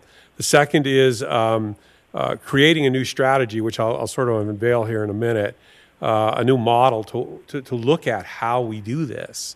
And I think we've got something that the board is excited about. And then finally, we'll begin to implement, and we already are implementing within 90 to 120 days. So we are already moving on that. Some of the key findings: the RASC goal needed to be clarified. There was a little bit of slippage in some of that goal. We needed to improve our alignment with the airport. They're two separate organizations, RASC and the airport, but the airport also sits on the RASC board, so there's a good cross-pollination, but we really needed to understand and create a better alignment between the two organizations. We needed to clarify markets. What markets are important to the airport, what markets are important to RASC, and they're not always exactly the same. It really becomes an interesting dynamic, and so we just needed to clarify that and understand what those nuanced differences are, which I think we have a very good handle on now. Also, marketing support and funding. How do we allocate the funds we have? What are sort of the rules of the road, or how do we begin to look at allocating funds in markets that are non-priority markets, for example? Tourism may have a priority market over here, or RASC, and the airport has one over here, and they don't always align. And so we needed to figure out how to do that, and we have done that. What are the dynamics of getting new service to the area? One of the things that we looked at is, how do we change that up? Okay, we've been doing it a certain way, the airport's doing it a certain way. Working together, how do we disrupt that process into something new, particularly in the priority markets that everybody has aligned? So we're looking for ways to disrupt that process and make it more effective for us. And then finally, we also needed our own data and information. I felt we need much more modeling work on different destinations and their willingness to come to this area. In fact, we need to have superior data and modeling to what the airlines have. And so that's something that we're going to press a little bit later on in the year, but we need to have superior analytics in order to do some of the things we want to do. We want to take a look at the membership. How do we broaden this beyond the tourism industry? There's so much exciting stuff going on here in Northern Nevada that how do we bring more and more of these players to our partnership? And we think that's absolutely critical. And then finally, how do we look at the RASC organization? What should be the business model? And it fluctuates. It's business to B2C sometimes, and it's B2B sometimes. We've got to understand those nuanced differences, and again, aligning the organization with what the challenges are that are going on outside. So all of these findings, if you will, are symptoms to key issues. And so what are those key issues? And the process that we've gone through really leads us to identify several core ones. The first is the organization had experienced some mission creep. I think we've gotten a little bit off on some of the things that we were doing. I think we've rounded that up now, and we're becoming much more focused on what we're doing. It's a volunteer organization, and it's hard to focus. And I think that's one of the reasons why the board of directors brought me on, to keep it focused and on the mark and on target. And so I have to thank them for the opportunity and tip my hat to them. We need consistent or consistent direction. And that's, again, to avoid that focus. We need to stay on the mark. We also have become reactive instead of proactive. And I think that's one of the dynamics that we are changing in the culture of the organization, is how do we plan strategically in terms of scenarios, in terms of opportunities, and when these opportunities come, we've pre-thought them. We're just not reacting to a carrier that shows up. We've pre-thought where it fits in our strategy and in our direction. And then finally, we needed to clarify our goals, define our strategy, and take control of that in a more proactive way. So part of it is cultural changes, as well as some of the other changes that we've envisioned. So to do that, one of the things that I presented the board was really to think of RASC in a new way. Not necessarily think of RASC as an organization, but to think of RASC as a platform that creates value for the entire region, for stakeholders, for the community, for the airport, for our customers that want to fly here, to begin to think of it differently. And how do we add value? Well, we add value in a lot of ways. We have stakeholders that we can add value to, the folks that fund the organization. Local residents get value because they get more opportunities to fly different places. The airport obviously gets a tremendous amount of value. The DMOs in the region get tremendous amount of value. Local government gets value. Externally, air carriers we can create value for, as well as the consumers ultimately who we want to get on these planes and come.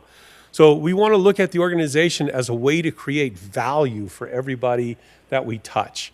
Instead of just being so narrow and focused on just, this flight or that flight, we want to look at how do we create value overall throughout the region for everybody. So we developed a strategic framework in which to get there that includes several distinct steps. The first is clarifying marketing goals, our goals, our tools and strategies, really sort of realigning the airport relationship, which is very, very positive, having good data and intelligence, as well as stakeholder management. How do we manage our partners better, and how do we attract new partners in a better way? And then finally, an administrative function. So that's sort of the strategic framework we're working from. Our goals and objectives, we changed a little bit. From the we broke them into two. From the tourism side, what we're looking to really do is increase national and international access through partner relationships with airlines. We want to diversify the demand away from the drive market, and that's something that everybody in the region wants to do. And so the airport is a way to achieve that objective, but the real objective is to diversify the source of business that we are getting. On the non-tourism side, we want to look at increasing access to key markets for the non-tourism industry to grow. I had a wonderful tour of the new facility out there. TRIC, I'm sorry, I'm learning all the acronyms down here. And clearly it's a game changer, and we need to begin to make it easier for them and their clients to also use the airport, and all of us benefit from it. We have some very clear priorities in terms of markets. We want to target new markets, and we want to preserve and support existing markets. So we have a clear line of hierarchy in terms of what we want to do with our strategy. We'll take a look at other markets and other opportunities, but we now have a clear priority in terms of what we are wanting to look at in terms of where we want to go. We've got 5 sort of priority market areas. The first is the Eastern Corridor, Atlanta, Washington, D.C., Boston. The second is the central area of the country, Chicago, Minneapolis, Texas. The third is the West. The fourth is sort of an emerging area, which is the sort of Tier 2 and Tier 3 destinations, including Fresno, Elko, Eugene, Carlsbad, that would see us as a hub.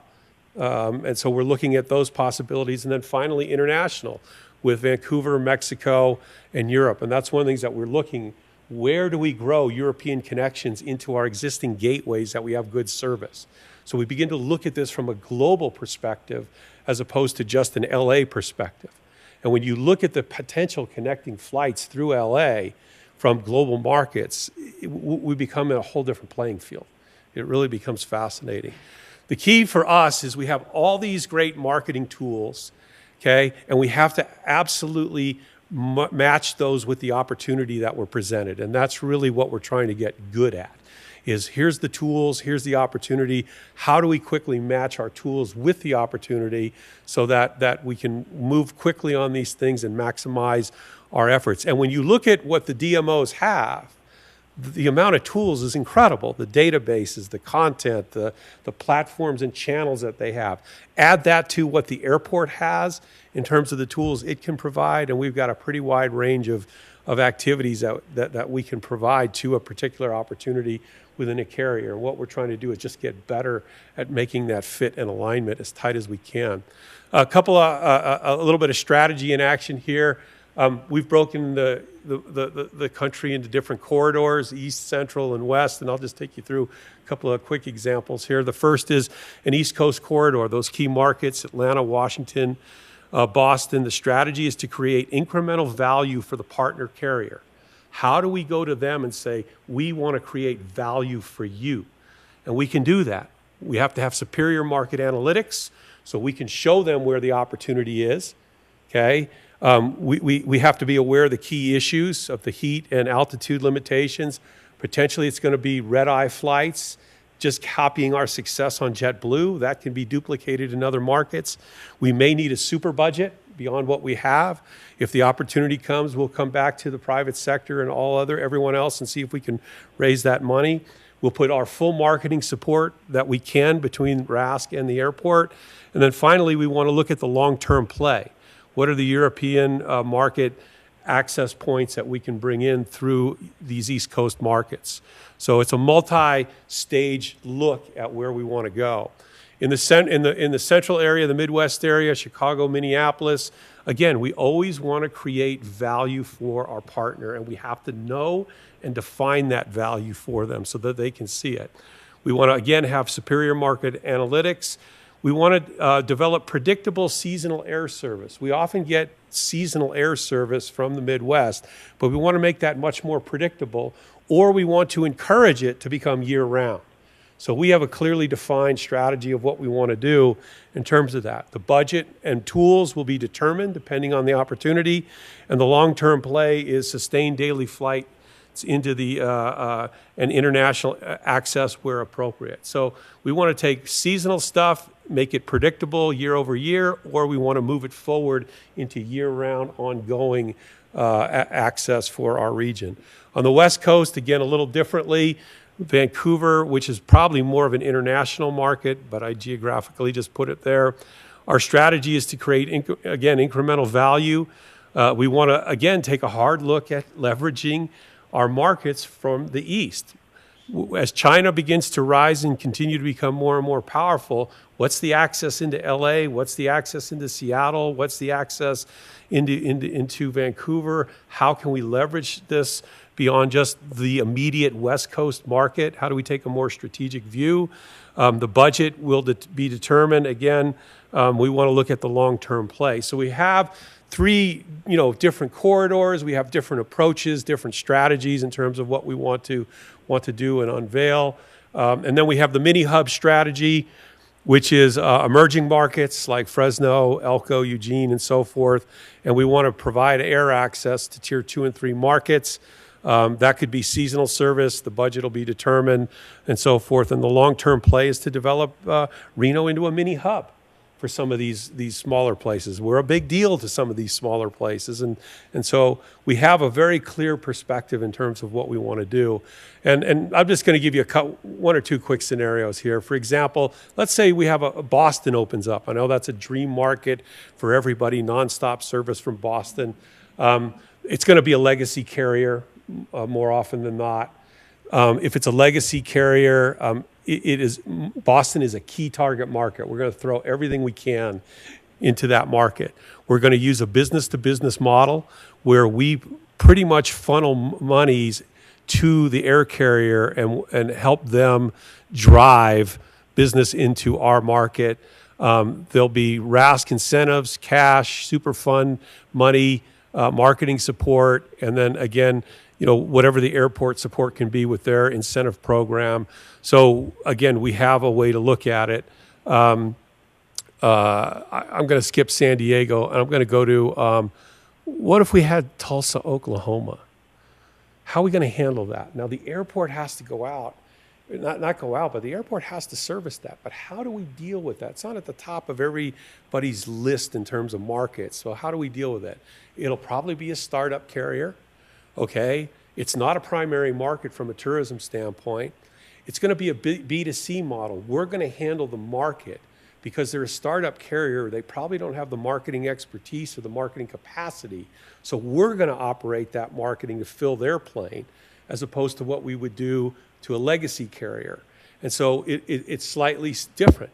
It may get cash support, or we start tapping into those marketing tools that we have in terms of public relations, content, and all the rest of that. And then, depending on what the airport provides in cash incentives. So again, you can see that there's a wide variety of opportunities that we have, and a wide variety of tools that we currently have. And the key is to match them up in the markets and in the priorities that we're looking for. Summary comments, we've got some great successes, but we are rethinking the strategy, and everyone has been incredibly supportive.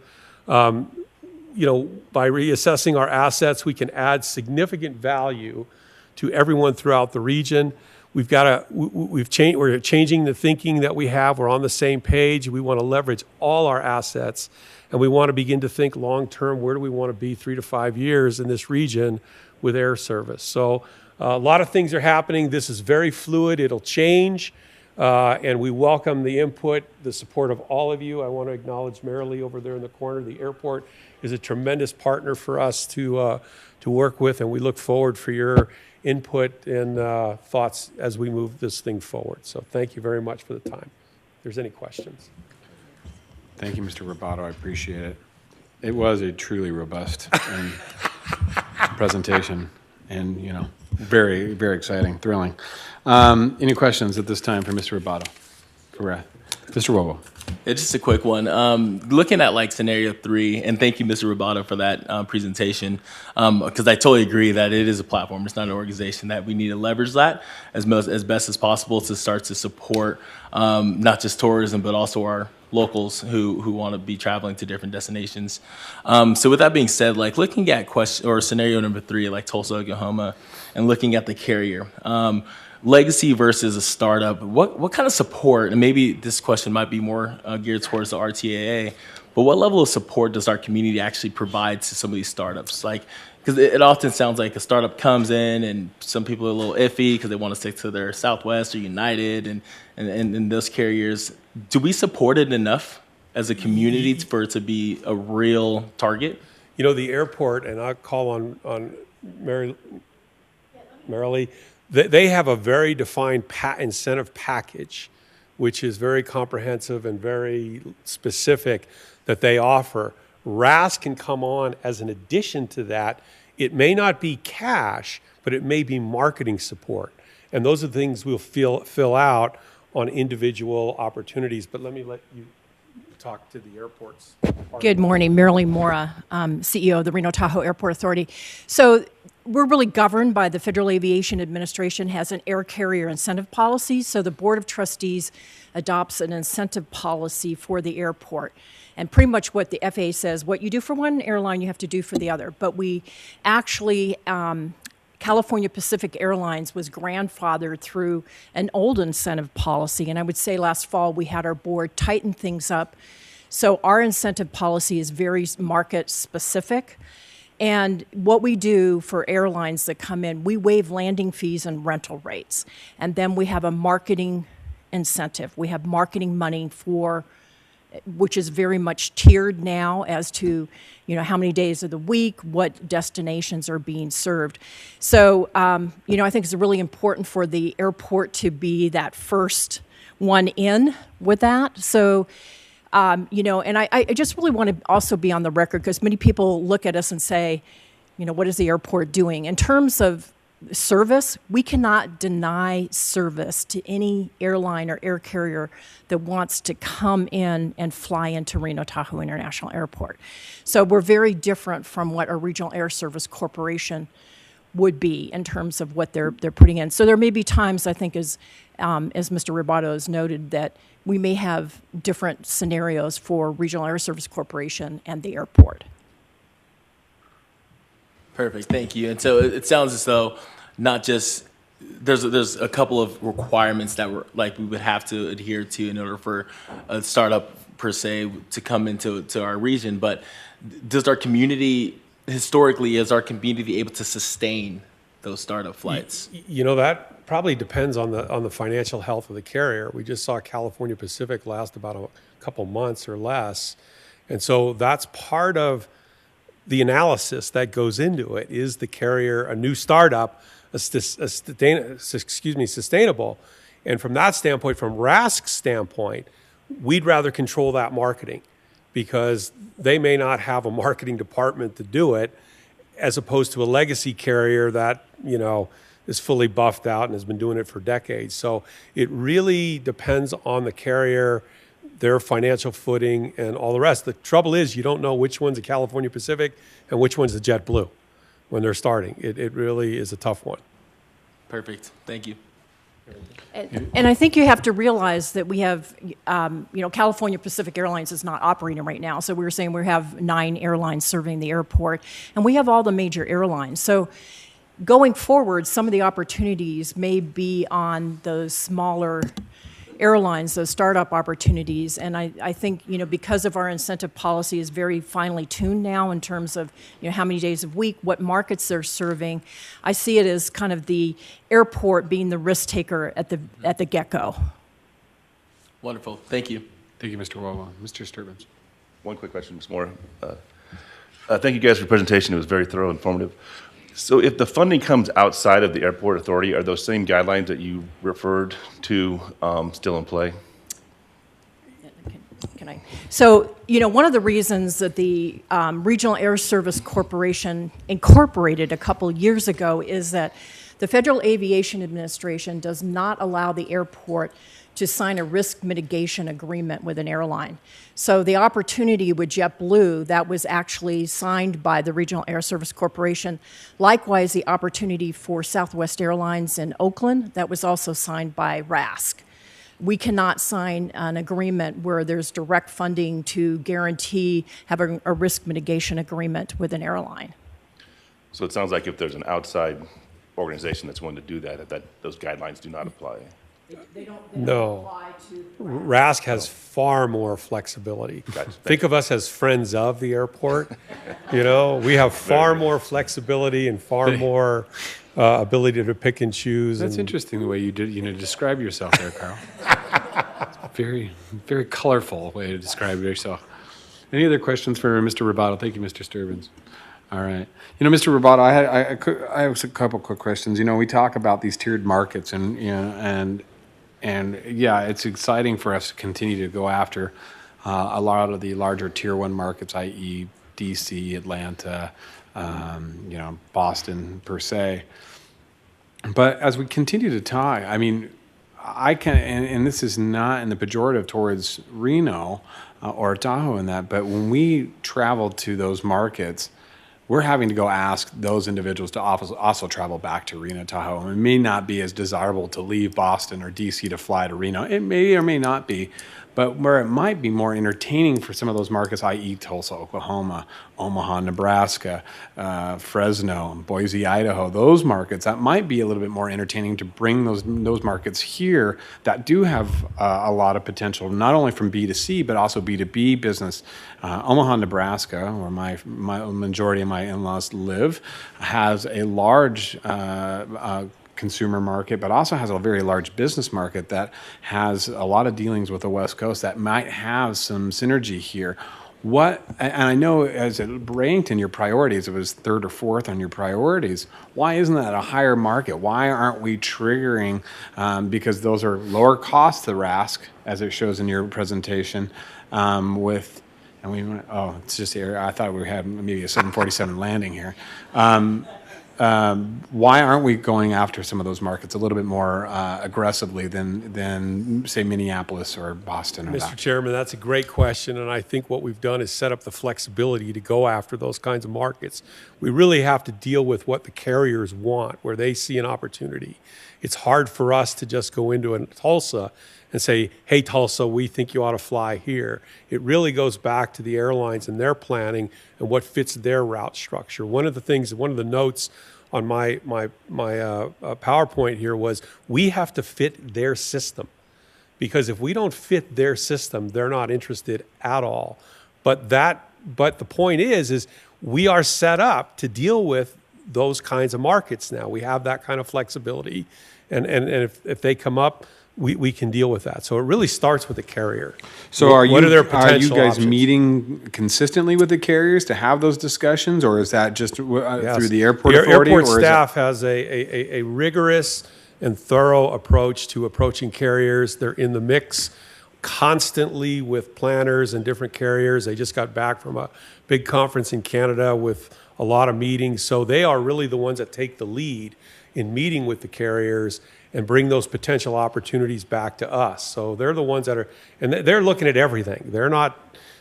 Now, are we talking to are we talking to mid-level management? Are we talking to CEOs? Who are we talking to? I from the think airports. I think they're talking to those in charge of planning, but I think that's one of the things that we've talked about is how do we disrupt that system? Are there other ways for us to get into into talk to these carriers or into different approaches of carriers? And one of that is to have the analytics to say, would an Omaha to Reno work? We don't have those analytics.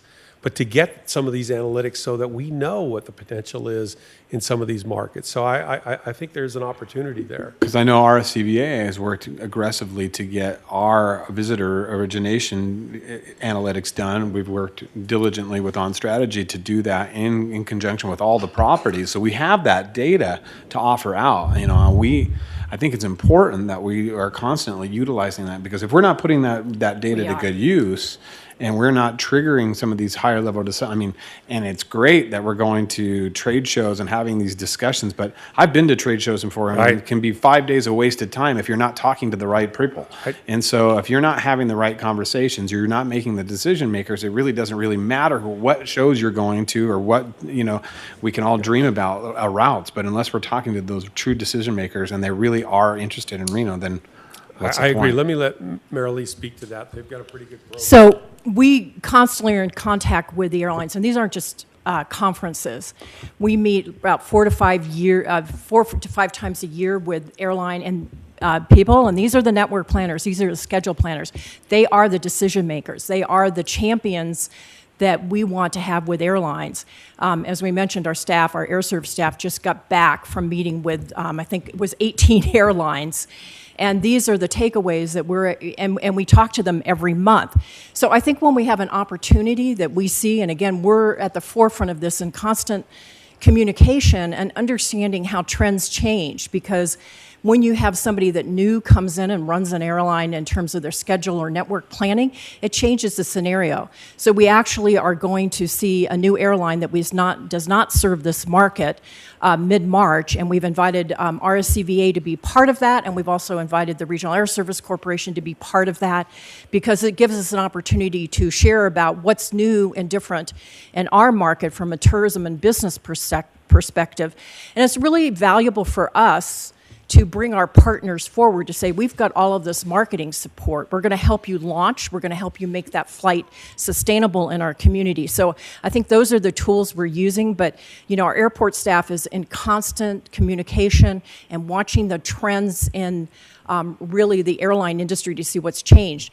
I got to say, I think it's a phenomenal thing to have Carl Roboto in his position with the Regional Air Service Corporation. He's been a long-term partner of the airport and certainly of this market and RSCVA. He brings that strategic perspective, I think, forward that we've really needed as a partner here. So we've really got a great partnership going forward.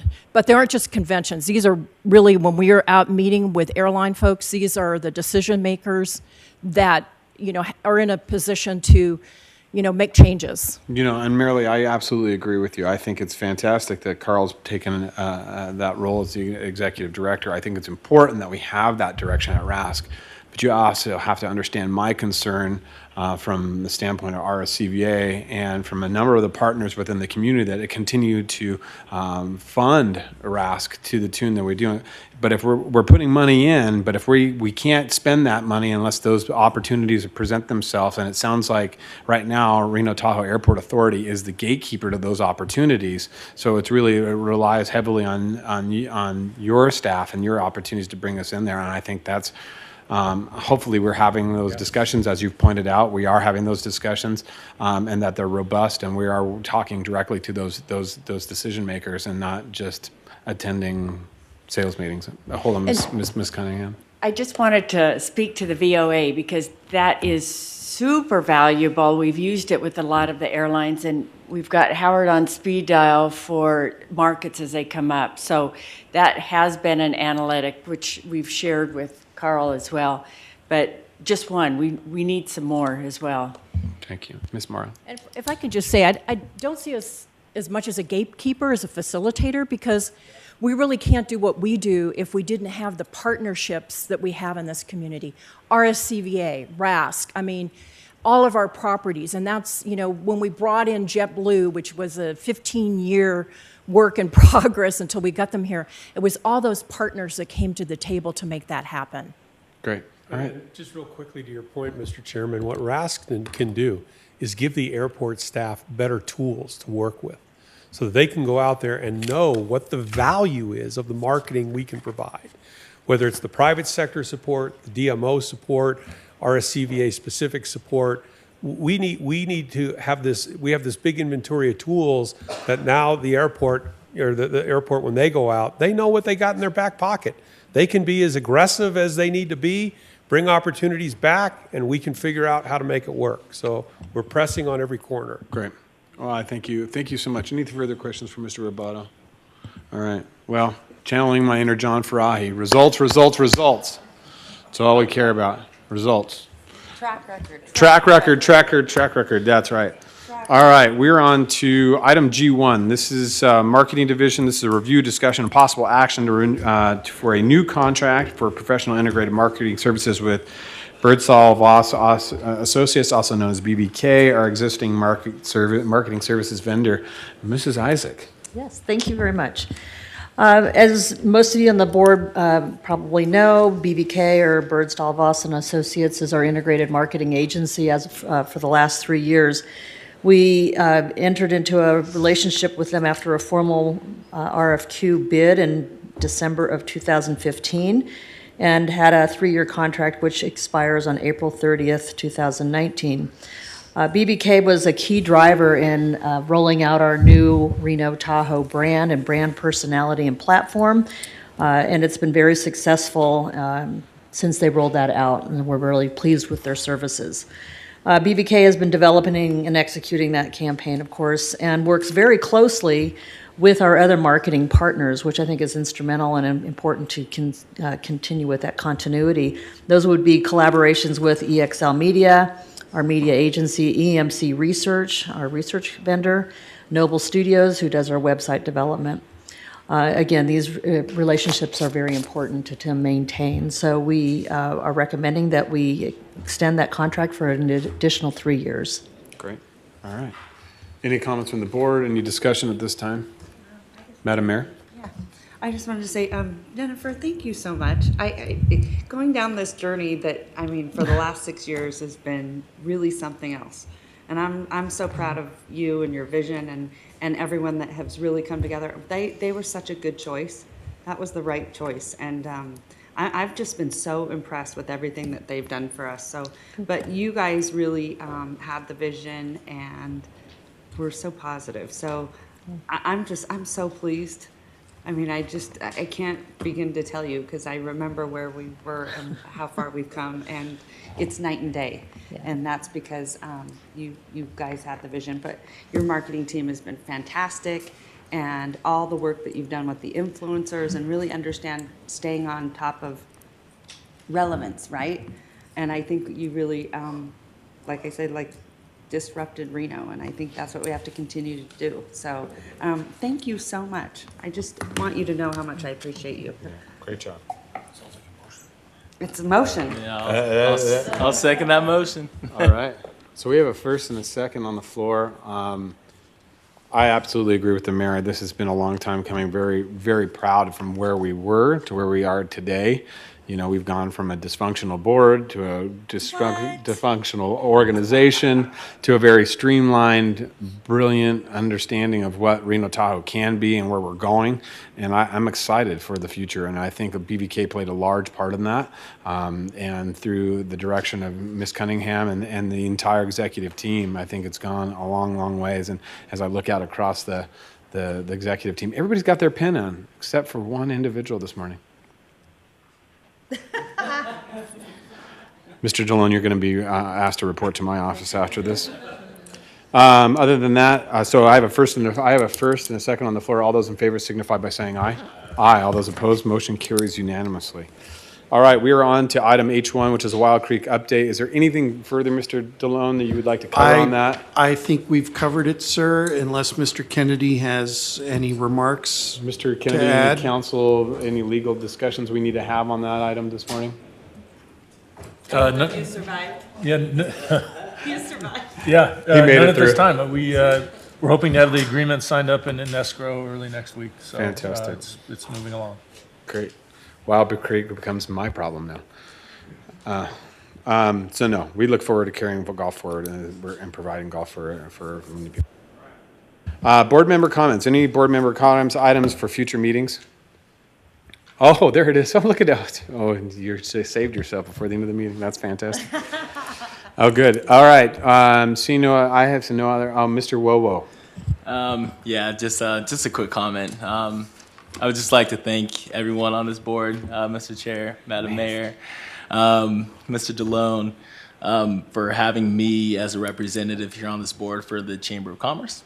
It is with great regret that I will actually be stepping down effective tomorrow, March 1st, as I will be relocating to Seattle to continue to pursue my career with Microsoft.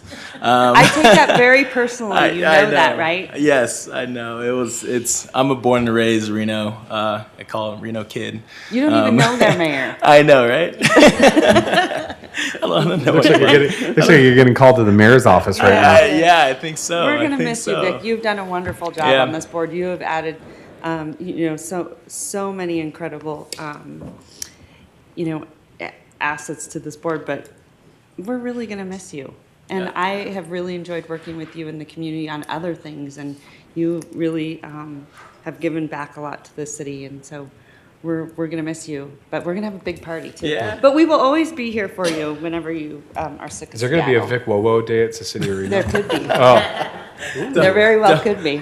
It could be February 29th since it's every other 4 years. Yeah.